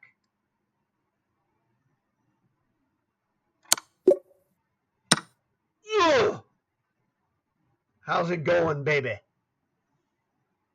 This is how you know you are 100% bad, okay? I'm 100% bad, as I almost played pawn takes knight like an idiot. Well, he took my rook probably. That jerk took my rook. Okay, if nothing comes instantly to mind, take a look at things you can do. Can you check him? Do you have to retake? It looks like I have to play rook takes rook, right? Threatening rook to e1, which is a checkmate threat. So that's pretty good, but is that all I've got? If I don't do that, he'll play rook takes rook check, and I'm getting reamed. So it looks like rook takes rook for me is the best move, threatening a checkmate. Okay, the other thing is I'm threatening checkmate. I'm also threatening to play bishop to e2, forking rook and queen. So I'm taking this rook. And since he didn't stop, he stopped the checkmate. Rook to e1 check. Rook takes rook, best move. Queen takes rook check. King h2, he's safe. So I'm not playing that. I'm playing this. Bishop here. Can he go queen d7 and take my rook? Actually, that jerk, he can play queen d7. That son of a freak. This is where being a chess master is hard. Because the pressure is that I got to kick ass. If I'm a wiener, then people are going to think I'm a loser. So I've got to maintain my reputation. So my idea was bishop forks rook and queen, but he's got queen d7. Now, I have a counter move to that, and this is the thing, and this is actually the hallmark of Bobby Fischer, and other players before him. But Bobby Fischer raised this concept to a previously unforeseen height. Not in this problem here, but he did it in other games, and it was like, he's like Wile E. Coyote, the jaw. When the Roadrunner takes off, the jaw hits the ground. Bobby Fischer did that to people in the chessboard. And he did like this. Bishop e2, exclamation, the best move on the board. Queen to d7, exclamation, the best move on the board for white, threatening to take my rook and checkmate me. But then I Bobby Fischer him. With rook to d8, guarded by my queen, counterattacking his queen. His queen will have to retreat, and then bishop takes rook, your mama. Yeah, sorry. I learned from Bobby Fischer. What about you? Bishop takes rook. Kiss my grits. That's from before your time. That's late 70s. Ask your parents if they know what kiss my grits means. Might have to ask your grandparents, to be honest with you. Okay, now, what is going on? What a freak. This guy wants to take my rook. Bishop takes free rook. Well, that's not happening. Okay, that's number one. Now, the regular player says, well, I'm trying to take my rook. Rook to h3, counterattack your bishop. Then he's going to hammer you with bishop takes free pawn, defending his king. Because that's the idea. So this is the Bobby Fischer technique. All right, this, instead of moving the attacked piece, which is what our average player does, Bobby Fischer was like, you know what? I might have a better move. And the move that Bobby Fischer kind of made his own is he did it against grandmasters in some just crazy positions. It's like, what if I play queen to h6 and threaten checkmate? What are you going to do now? Insert favorite name of your grandmaster here. How are you going to stop this checkmate? Well, the answer is he has to stop it with knight to e6, right? Okay, fine. Well, I got another Bobby Fischer move for you. And this is what separates these grandmasters from the normal people like myself and yourself. Bobby Fischer or Hikaru, Magnus, Gukesh, those guys, they, see queen h6, best move on the board, exclamation. Knight to e6, best move on the board for black, exclamation. And then we see pawn captures g6, double exclamation. What? Well, he's just going to take your rook, idiot. Oh, is he? I don't think so, Tim. There's the threat, exclamation. There's the defense, exclamation. And now the new threat. 2 checkmate threats in one. Pawn captures g6. I'm threatening queen takes h7 checkmate, guarded by the pawn. I'm also threatening queen takes h7 checkmate, guarded by the rook. And you can't stop both of them, can you? This is where he can't defend it. Well, he can, but it costs him a whole queen to do it. So he's threatening, what's he trying to do to me? Rule number 2, queen takes my queen for free. Well, I'm taking your queen for free. Boom. That's the Bobby Fischer paradigm, the situation that only Bobby Fischer, well, not only Bobby Fischer, but he's the guy that did it so many times at the level during the candidates, tournaments and during candidates matches. He did this to the best players in the world that were, highly ranked players on earth. He did this to the best of the best. He didn't just do it to your local 1800 guy, okay, which is, that's good. There's nothing wrong with that. He was doing this to grandmasters, okay? And that's why when you see those games, if you watched any of Chess Olympiad, where India won the gold medal, man, the Indian grandmasters, Gukesh, Arjun, Pragdananda, those guys were awesome. They were just awesome. It was like having a team of Bobby Fishers. It was ridiculous. So I watched those guys, and they were so good. It's unbelievable. And it was really impressive because the game of chess origin is in India. So to have Team India come back, with the team that they had, it was unbelievable. And win the gold medal, the team gold medal plus individual gold medals, it actually occurred in Europe. That was where the event was held. But to win essentially the heritage of chess started in India.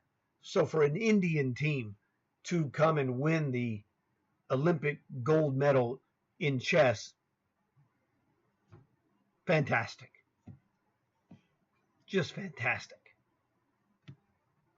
So here, it's a real basic trap, actually, that I pulled on a guy one time. Give yourself like 3 minutes, see if you can figure this out. 3, 2, 1. What it is, and I'll explain this to you.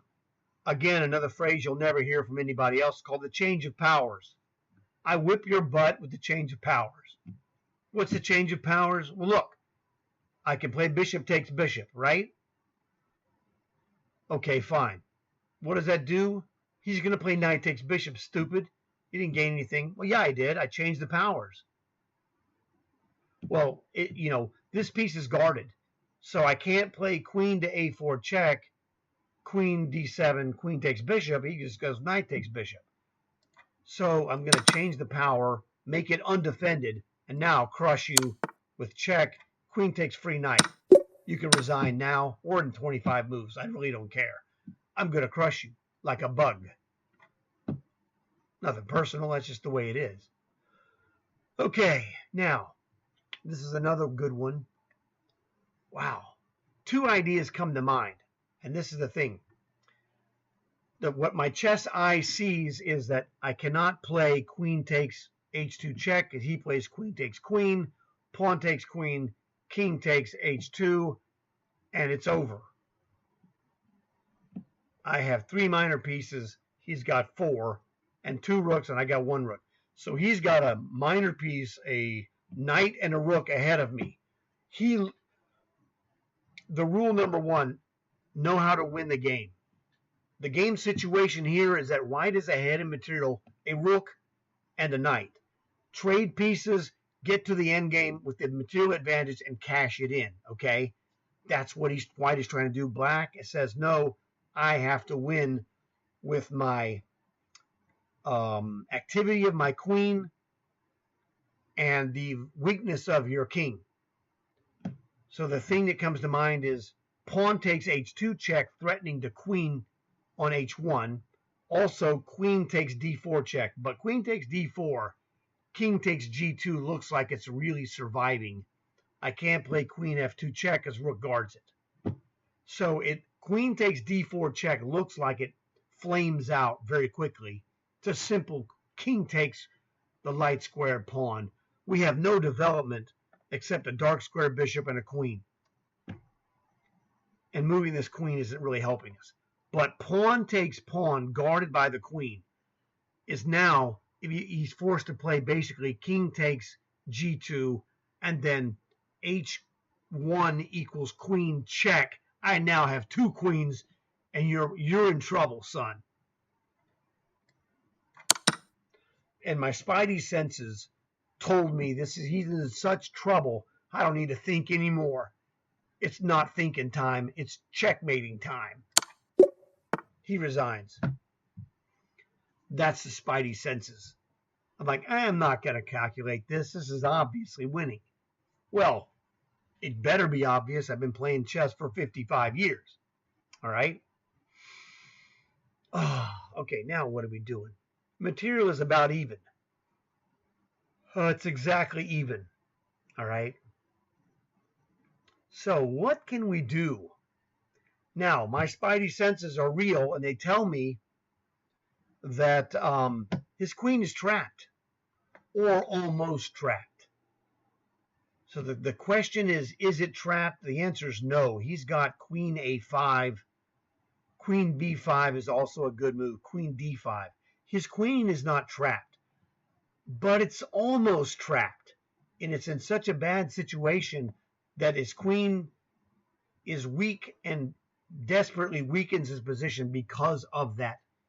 And the thing is, what I would like to do, I see a combo of putting a rook on g3, pinning this g pawn, and I can take this knight for free. So I can play rook hg3. If he goes like queen to b5, he could play, the move to play would be queen to d5. And if I'm antsy, queen takes queen, he jumps out with knight takes queen, removing liability. Remember that phrase. So rook hg3, queen d5 looks good. I'm just going to play rook takes knight, and you're toast, because my queen's guarded. Oh, gonna be tough, eh? All right, so he sees my idea. Rook takes knight, queen takes rook. Guess what? You're stupid. Now, here's what is known as the in-between move. Rook to f4. Now, his queen is what is known as an overloaded piece. It's doing a job that it can only do from one square. And if I make him leave this square, he's dead. Rook f4. If he leaves the dark diagonal that he's on h4, rook takes knight. If he goes queen to h5, rook takes free knight. If he takes my rook, which is probably the best move, queen takes rook, pawn takes queen, rook checks, king f2. He checks me again, king f3. Yeah, he's out of luck. He's toast. I got him. He resigned. Okie dokie. Now, this is smelling like a butt kicking. But you got to be careful. All right. Now I'm going to teach you another technique. This has been a great series of lessons. Number one, I haven't missed any. Number two, I've shown you a wide variety of an arsenal of chess tactical strength. And this is what makes these so awesome. I don't know what I'm going to do. It just happens in front of your face. Okay?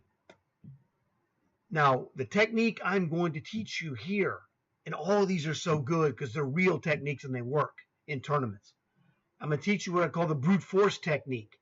Brute force technique is like, you're not sure what's going on. Let's just try the most basic and straightforward abusive attack. Queen to e1 check. There's only one honest, one legal reply, king h2. Everything else is illegal. Bishop to d6 check. What are you going to do now, Bobby Fischer? Well, the answer is g3. Now, he could play f4, actually. But I don't think that's going to work for him. F4.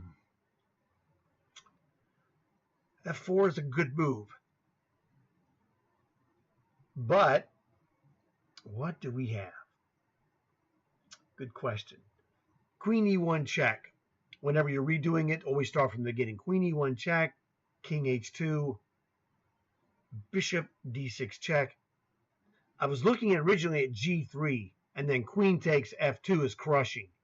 All right, it's just crushing and wins a free rook. So queen e1 check, king h2, bishop d6 check, f4. Got to give him credit. That's a good move. But I can play queen to e3, forking rook here and the pawn here, the threat being bishop takes pawn check. So here's what I'm looking at. Queen e1 check, king h2, bishop d6 check, f4, queen e3. It's not a check because the king is on h2. He can play queen to d8, check. So actually, queen e3 is not the right move. Actually pretty good. That's still good. If he goes queen d8 check, king to the light, king to g7, queen takes bishop on d6, and then queen takes rook. I'm winning-ish. Now, the other idea that I have is, I looked at my other winning idea was, can I play bishop to d6 threatening to checkmate this guy? Well, I can do that, but instantly I asked myself in my head, rule number 2, what's he trying to do to me? He's trying to do queen takes pawn, king h8, and queen to h7 checkmate. So the answer is bishop to d6, double question mark, I get checkmated. I can't do it. He's just got me. Queen takes and checkmate on the next move. So bishop d6, double question mark, doesn't work. Queen e1, good. Oh, here's the move. Okay, I have a better move. Queen e1 check is the brute force technique. The idea is that f4 was the killer move that I discovered. Remember, I'm looking for the best move for my opponent. So queen e1 check, question mark. It's not the best move. That's the problem, because f4 is the crusher. The correct move is queen to b1 check. Well, what does that do, Bobby Fischer? Well, king h2 forced, and now queen to b8 check. Queen takes free rook on the next move. Your mama.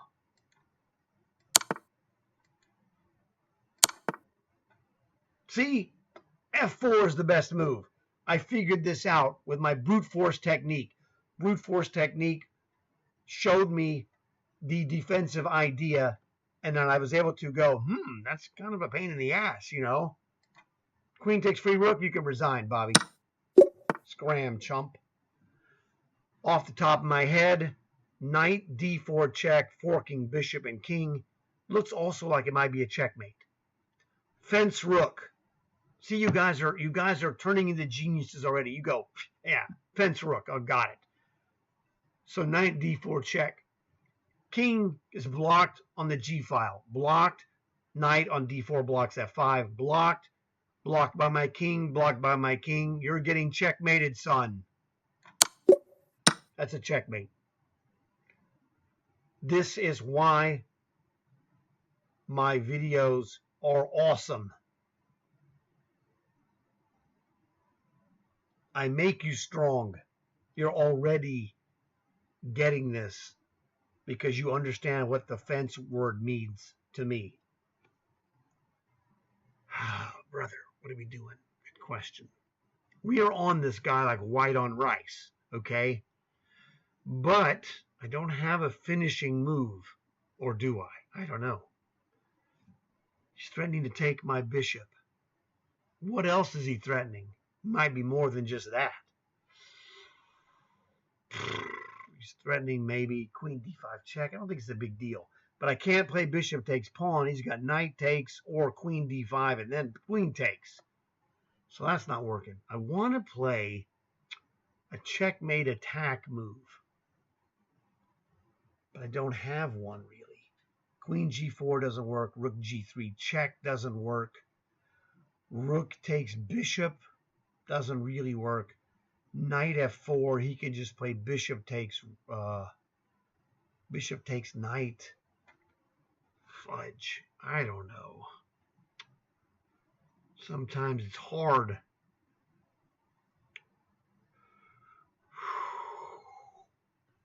Oh. What am I doing? I don't know. Is there something I can do to displace his queen? The answer looks like no. I don't know, man. Rook f8 doesn't look like a winner. What about knight f4? He's got bishop takes. It's just a question. Rook takes bishop, pawn takes.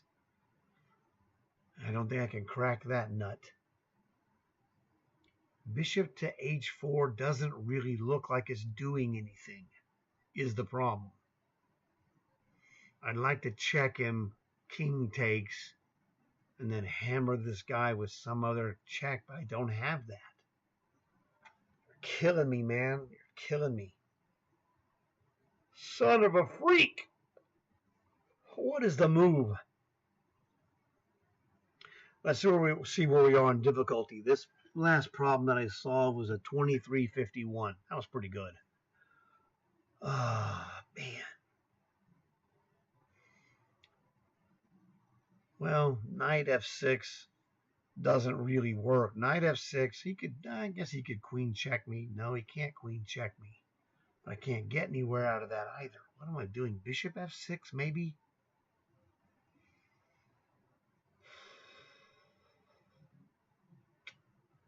Okay, maybe I have something better. What about rook takes f2? That can't be it. Rook to g3, his queen would guard that. So I like my rook on f3 because it gives me this checkmate concept. Oh, now I see something. Here's what I see. Maybe. That's nasty. I see a nasty idea of rook takes b2. The point of this move is that it's losing-ish. Rook takes b2, knight takes b2, bishop takes d6. Threatens a checkmate. All right? But he doesn't have to take b2. That's the problem. He could just go rook takes b2 and then play pawn takes bishop. But if I play rook takes e3, he can't play pawn takes because queen takes pawn is checkmate with the rook on b2. But he could just play queen takes and I'm screwed.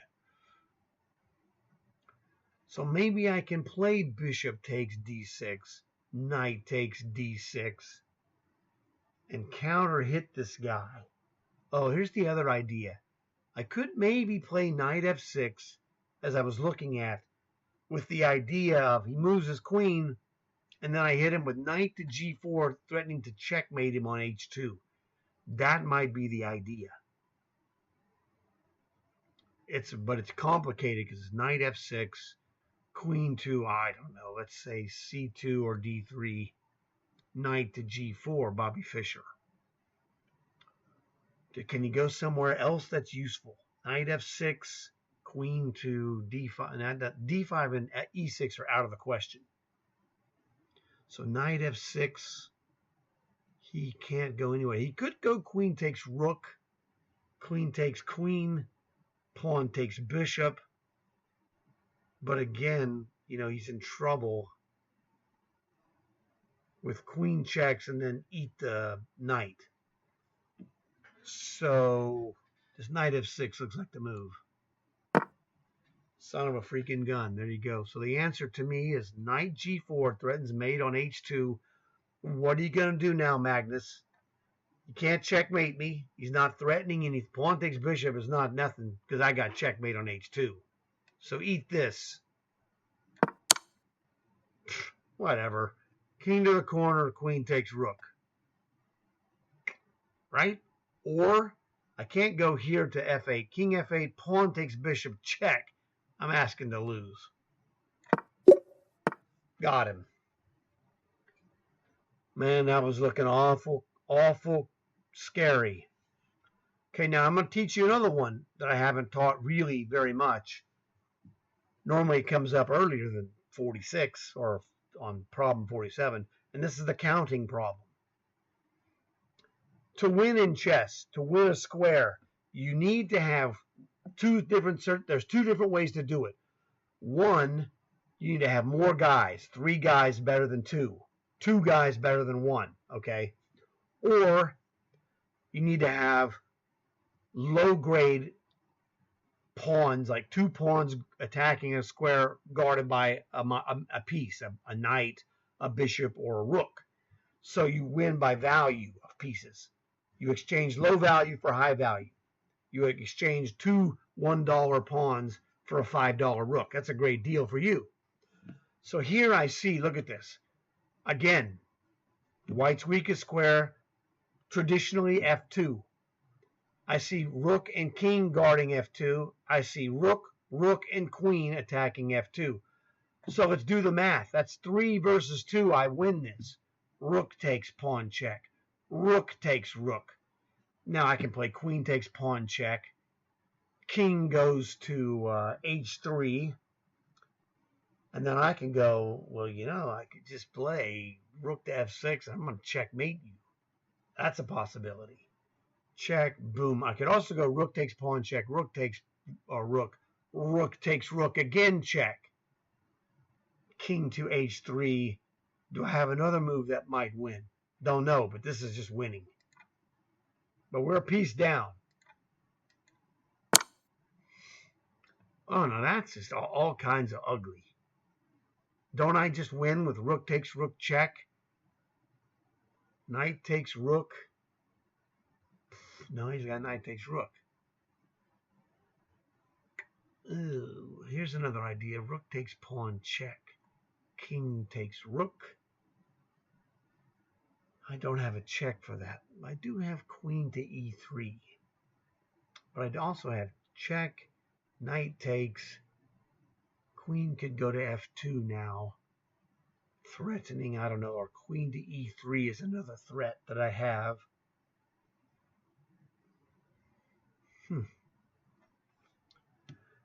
It's not a cut and dried easy deal. Could go rook takes rook, knight takes rook.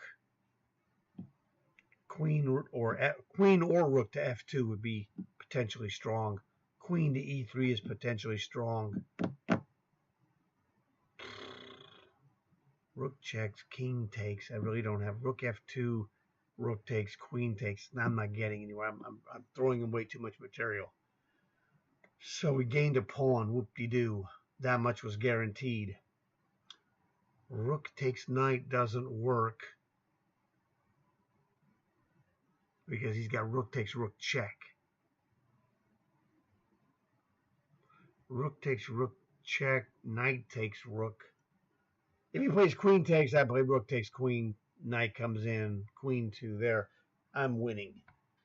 Not a big advantage, but I've got a winning advantage. Queen to E3 with a threat on this D2 knight is a pain for him. Because I'm threatening, if he moves the knight, I'm threatening to play queen E4 check and checkmating. So my gut reaction is that queen E3 is involved here. Queen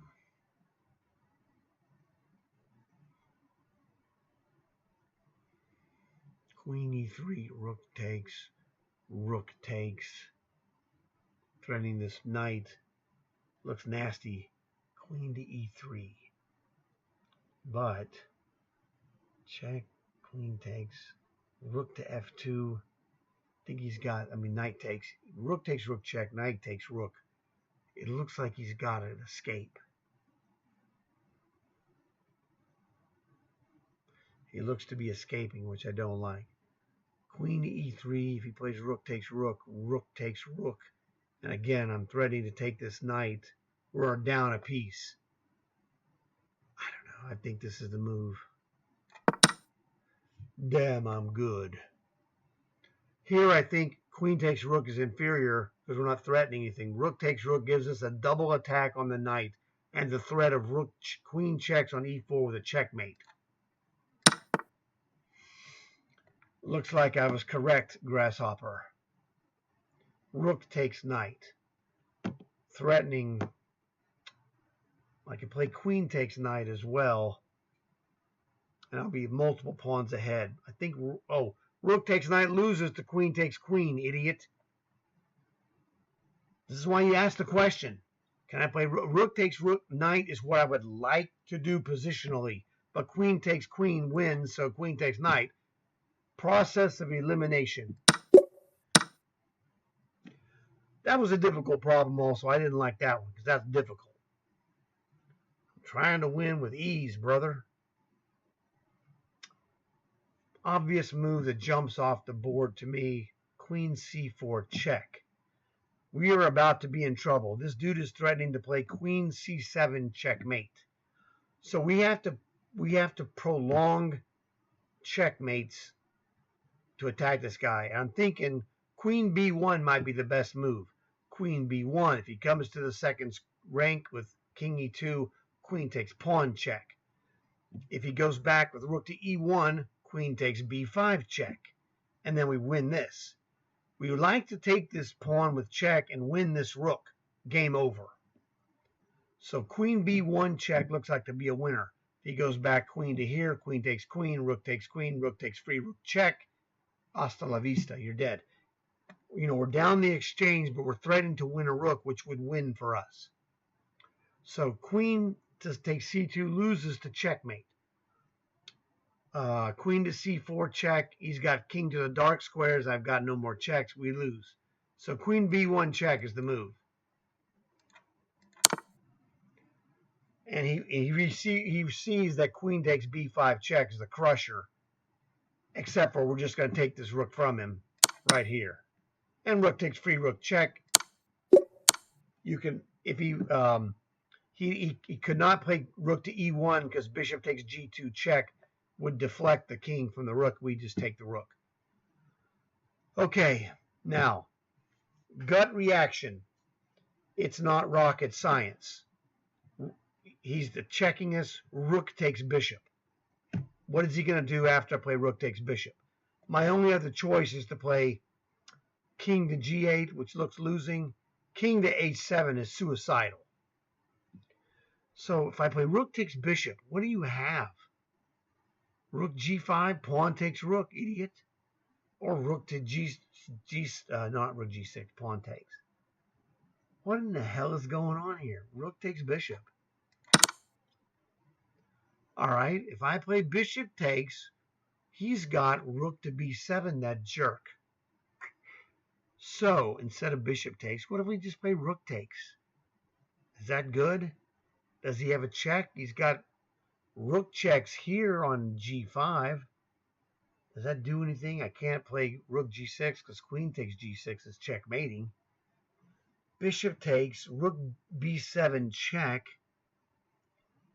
I guess I could just play knight goes back to e7, blocking the rook, right? So bishop takes, protects my g5 square. I don't want rook g5 check coming. So bishop takes pawn, rook b7 check, knight blocks on e7, rook takes knight, queen takes rook, up yours.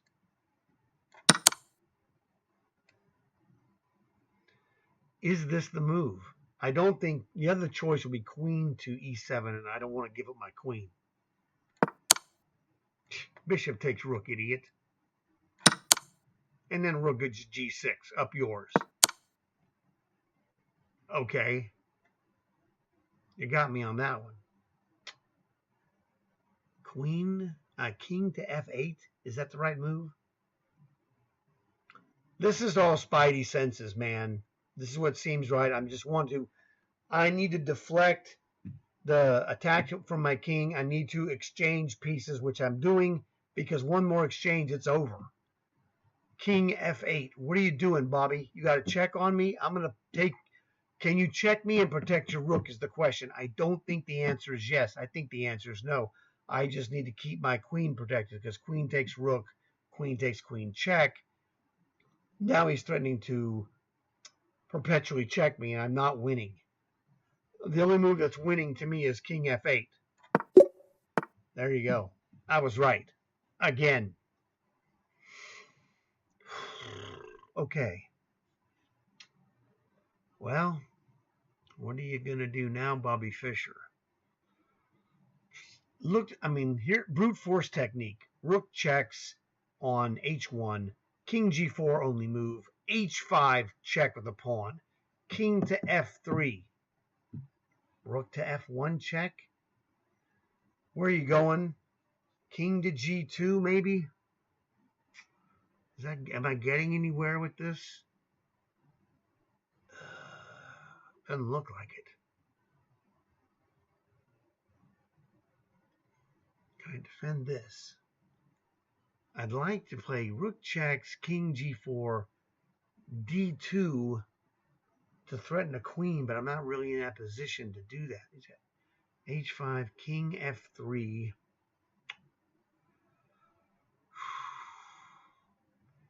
Also, I do technically have maybe... No, I don't have d2. He's got queen f3. It's not winning. Rook h1 check, king g4. h5 check, king f3. Can I defend this pawn is the question. It looks like the answer is not really. Rook checks, king to g2. d2 doesn't do anything. He just takes it, right? It looks like he just takes it. Do I have a different move that's winning is the question. I don't know. I can't play rook to g1. Oh, maybe I have a different move. I'd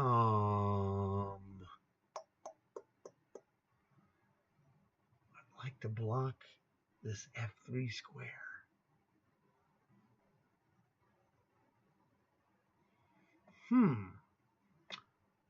What if we play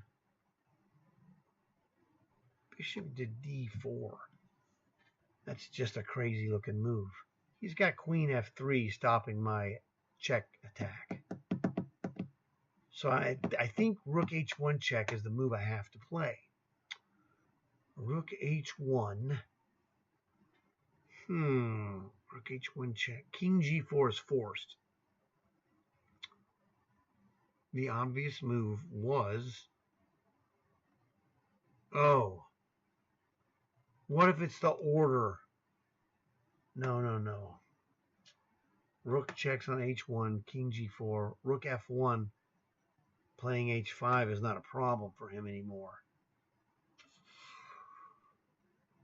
Oh, I want to queen this pawn. What if I go d2? No, again, he's got me. Got queen f3 is the move he's going to play. That's the brute force technique. Shows us rook h1 check, king g4, h5 check, king f3 forced, but good. It's forced and good. That's the problem. Rook f1 check, king g2. I'm running out of squares.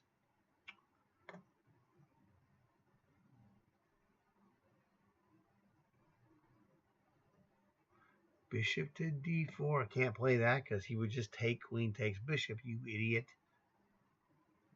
Ugh.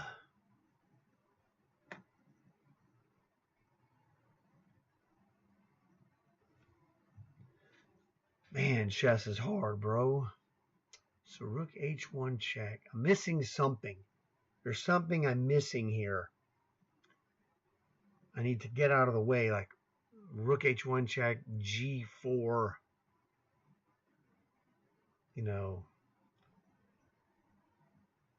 Bishop to, something stupid like g5. I don't know. Oh, no. Rook checks, king g4, bishop to c3. Now I'm threatening to queen this pawn, but my pawn is hanging. I can play bishop to c3 right now, though. But he's got queen f3 again. I hate that move. It's such a pain in the butt.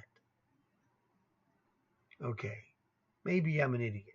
Rook h1 check, king g4, bishop to e5.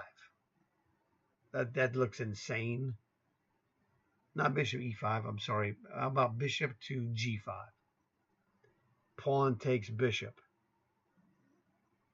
That doesn't look good at all. H5 check, f3.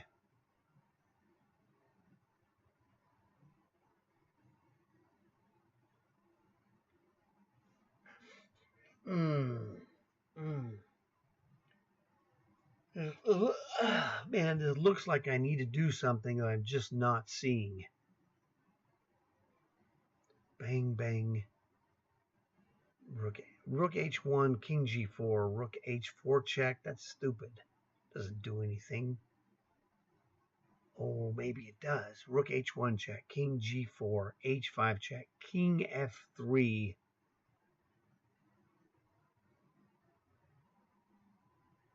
King to f3. Rook to h3, maybe? Boy, that seems dumb.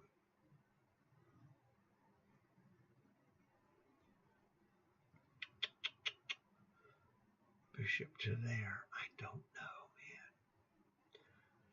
My rook guards my pawn. If I push the pawn, he's got queen e2 or queen f3 attacking this rook. This is a real problem. Check. Rook h1 check. King g4. I can't guard this pawn and push it. That's a problem. If I push it, can he just take it?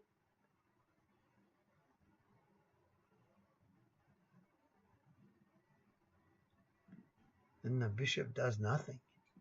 The bishop is actually blocking me from doing anything.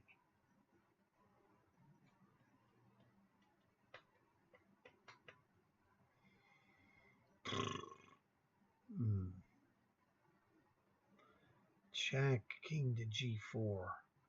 h5 check. What are you doing?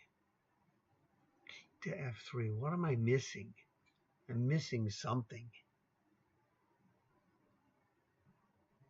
I don't know. h4, is that a move? Oh, h4, he can't take pawn takes pawn because I play rook h3 check. That's the move I think I'm missing. Rook h1, king g4, h5, check, king f3 forced, h4, threatening to, try to queen this pawn, potentially. He's got queen takes d3, though. So now what, Bobby? I could play rook to h3. I'm going to take this pawn now. There's nothing he can do about it. I guess. I don't know, man. I'm giving up. Well, that loses. Let's look while we're still mentally focused on this problem. Go ahead, bring it. Whatever. Queen f3, idiot. Why don't you play queen f3? Now I can play h5. Yeah, queen f3, king f3 loses. He resigns. Well, that's stupid. Because to me, queen f3 is the crushing move. I think that's crushing black. Maybe it isn't. Maybe rook e1 is devastation. Maybe he has to maintain the attack on the pawn. Maybe I just made a mistake. I saw that queen f3 is what I think is the crushing move, but I guess rook e1 and it's, he's dead. So I was missing something, that this queen is on the only defensive square it can sit on. You got me on that one. What was that problem? That problem was a 26-46. Okay. You got me. All right. He's threatening to checkmate me. What did he just do here? What are you, an idiot? Oh, I see. No. He's losing. This is a rook and pawn in game. So now, rule number 2, what's he threatening to do? Rook h8 checkmate. Now, the key thing you need to know about rook and pawn endgames is the best place for a rook, offensively or defensively, is almost always behind the pawn. So my rook is in A+ position, threatening to play e2, e1 queen. So I need to play just a simple move, really. Checking him is a mistake. Rook to f4, check is a mistake. King to e5, my rook can no longer stay behind my pawn. If I go push the pawn, he just goes rook to h1. He's defending. So my trump card is to keep the rook behind the pawn. So I need to counterattack the rook, Bobby Fischer style. King G8, rook H1, boom. Not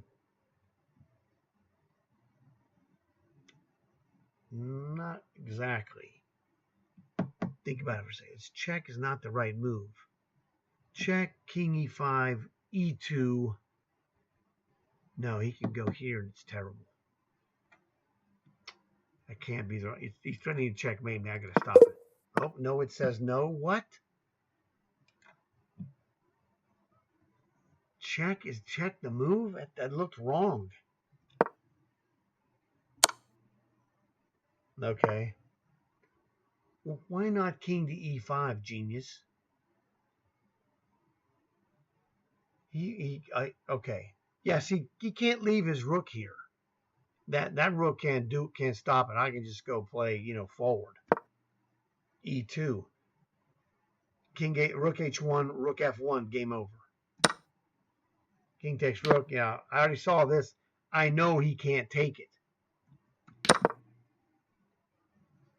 King to E5. Yeah, I push. He can't take. He has to go back. Oh, but I get him with the rook F1. I mentally slipped and forgot. The mistake I made was I was looking at the correct sequence. That king E5 also fails just as king G5. They're both the same. These moves are exactly the same. It's not a question of one was better than the other. They both lose. I made the mistake due to the length of time of the video combined. This is where I throw in the age, but that's not acceptable. I was lazy is the correct answer. I forgot to go in my mind one step further because I moved too quickly. So this is a valuable lesson. And that's why I make these videos. I show you the real lesson that happens. So it doesn't matter. I see this, and I see that if I push E2, he can't take this because I queen.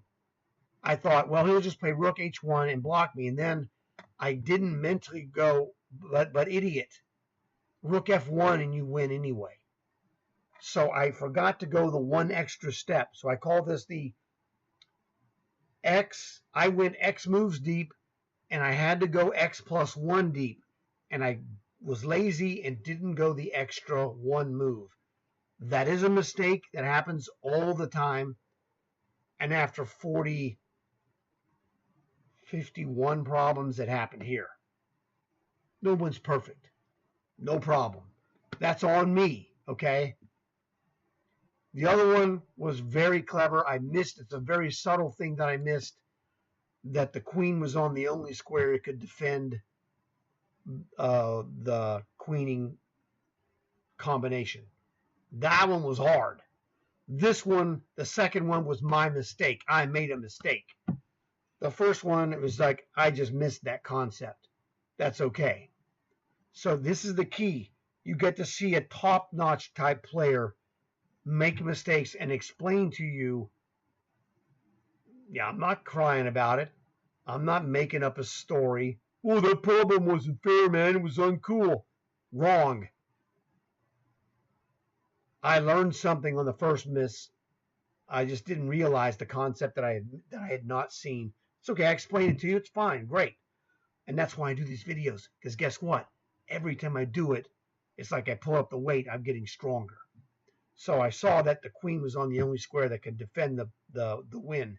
So we learned of the first mistake. Second mistake was my mistake of I went X moves. I needed to go X plus 1. There you go. Easy lesson.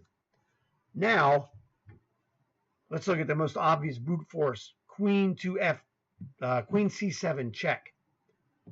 Notice he's got no moves except king to C5. Oh, that doesn't work. He's got king to D5. Well, what do we got here? I don't know. That's a good question. Because everything else is covered. So queen C7 check, king D5 only move. I don't have a great move here, do I? Do I have, like, I don't know, queen to A5 check? Is that any good? King E4. It's not looking good to me. Queen checks here. King there. I have queen. I got queen to D8 check. So queen C7 check, king D5, queen D8 check, skewering the bishop. Queen to E4, queen to D4's checkmate, not checkmate, king F3, queen takes free bishop. I think I'm winning this.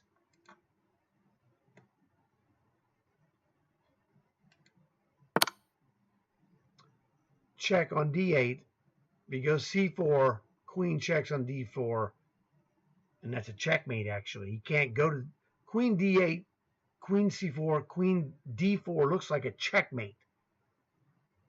So queen E4 is forced, queen D4, king F3, queen takes free bishop. Looks like he's just winning.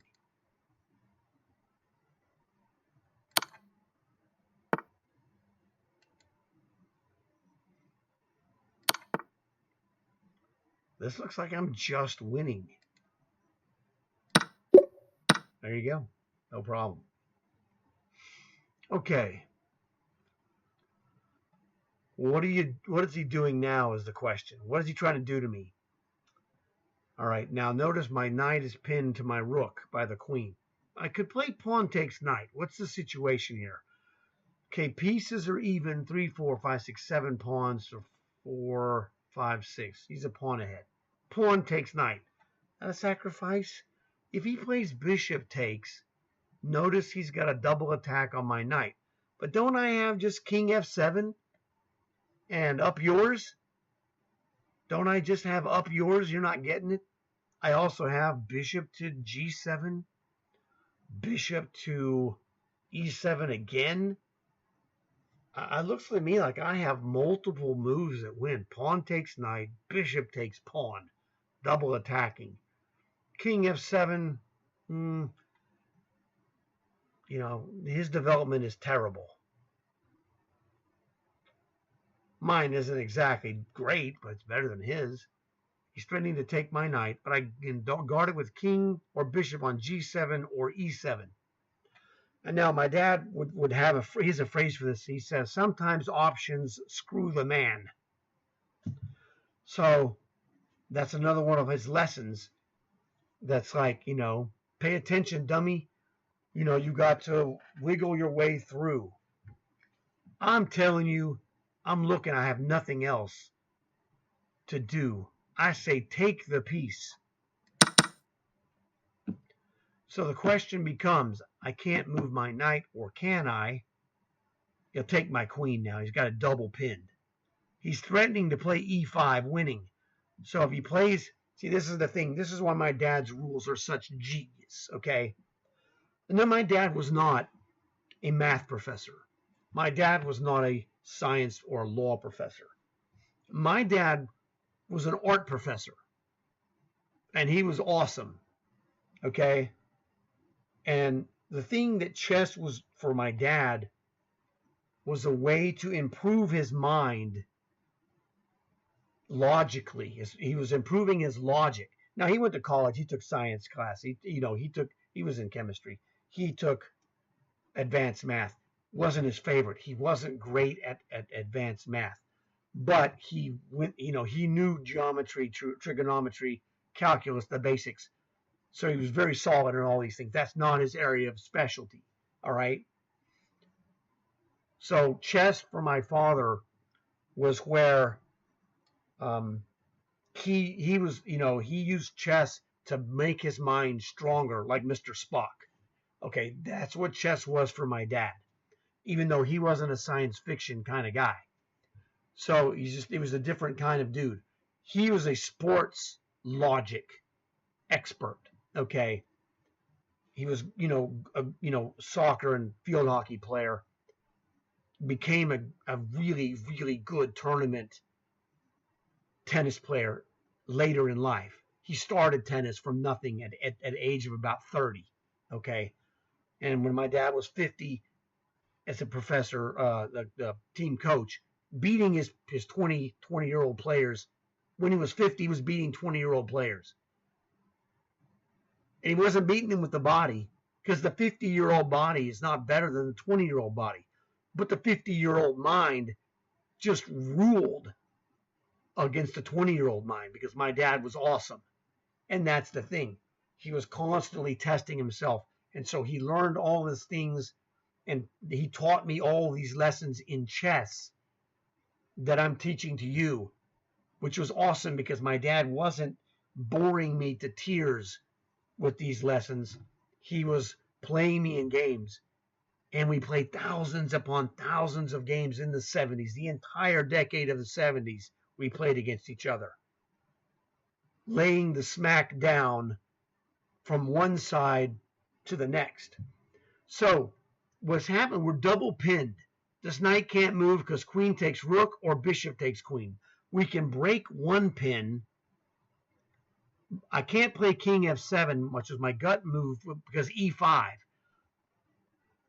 pins the knight and he'll win the queen. So I can break that pin with bishop e7. If he plays e5, he shuts off his queen pin. All right?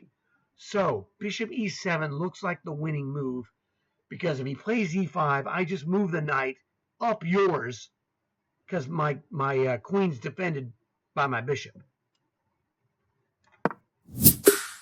It says no. I swear to you, I don't know how. That looks like a win to me. I'm sorry. What in the holy hell is going on? All right, Bobby Fischer. Oh, knight takes e4? Why are you... really? Okay. Whatever. Queen... knight takes queen, idiot. Idiot. That's terrible. I mean, you're dust. What the hell are you... what is it? See, this is where I'm telling you, bishop e7, up yours. What are you going to do, Bobby Fischer? Oh, I see. I see. Bishop e7 is flawed. Why? Because the bishop is overloaded on e7. That's why I do these videos. The overload means the bishop is guarding the knight and the knight. So bishop e7, bishop takes knight, queen takes knight. He wins a knight for free because the bishop can only guard one knight at a time. Temporarily, it guards two, but it can't. So my bad on that one. Okay, that was my mistake. So I get stronger. Knight takes e4 is the only move. Now, oh yeah, I see. Knight on c takes e4 because if he plays f3, knight takes free bishop, idiot. Okay, again, I missed that this is an overload in my calculations. All right? That's my fault. All right? I missed that calculation. I figured out relatively quickly why knight takes e4 is the correct move. He's dead at this point. You can't take the knight. If he takes the knight, he loses. It's obvious. It's a desperado. We finger count that, all right? So if he can move his bishop takes the f6 knight, well, then knight just takes f6 again and forget about it because the queen's guarding it. So if he plays bishop takes f6, knight takes f6. Queen takes e4, trying to hope that you're stupid. Well, you just take his queen. It's a desperado. All right? He plays queen takes knight. I play knight takes queen. He plays bishop takes queen. I play king takes bishop. I'm already a piece ahead. Game over, son. I'm one bishop ahead. Okay? So that's a desperado like the one I showed you, the finger counting technique. So 50 problems, fantastic, good stuff. 50 is minimum acceptable for myself. The first problem I missed, super difficult. Second problem, my mistake. Third problem I missed, my mistake here because I walked into a mistake. Let me do this for you one more time. All right. he sacrifices. Knight takes pawn. And this happens in real games. I correctly deduced pawn takes knight, up yours, I'm winning. So, pawn takes knight, exclamation, the best move on the board. Bishop takes, why are you not going?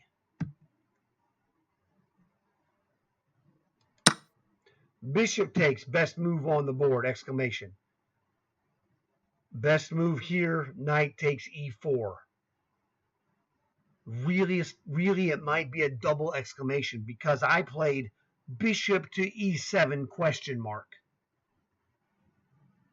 Bad move. Knight c takes e4, double exclamation. That's how good of a move I think this is. Okay? And not obvious. But once you see it, it's like, oh, it's a desperado. You lose.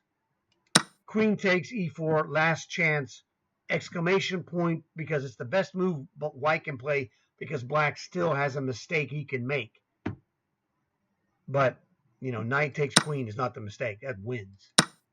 And it's over. So, fantastic stuff for sure, right? Just absolutely fantastic. I consider this to be a highly successful set of problems because I showed you 50 correctly solved problems with 3 problems that I missed, and I explained to you the reasons why I missed all of them. So guess what? That's 3 times I got better.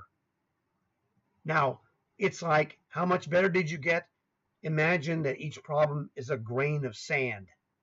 So I showed you 50 grains of sand, and then I learned 3 more.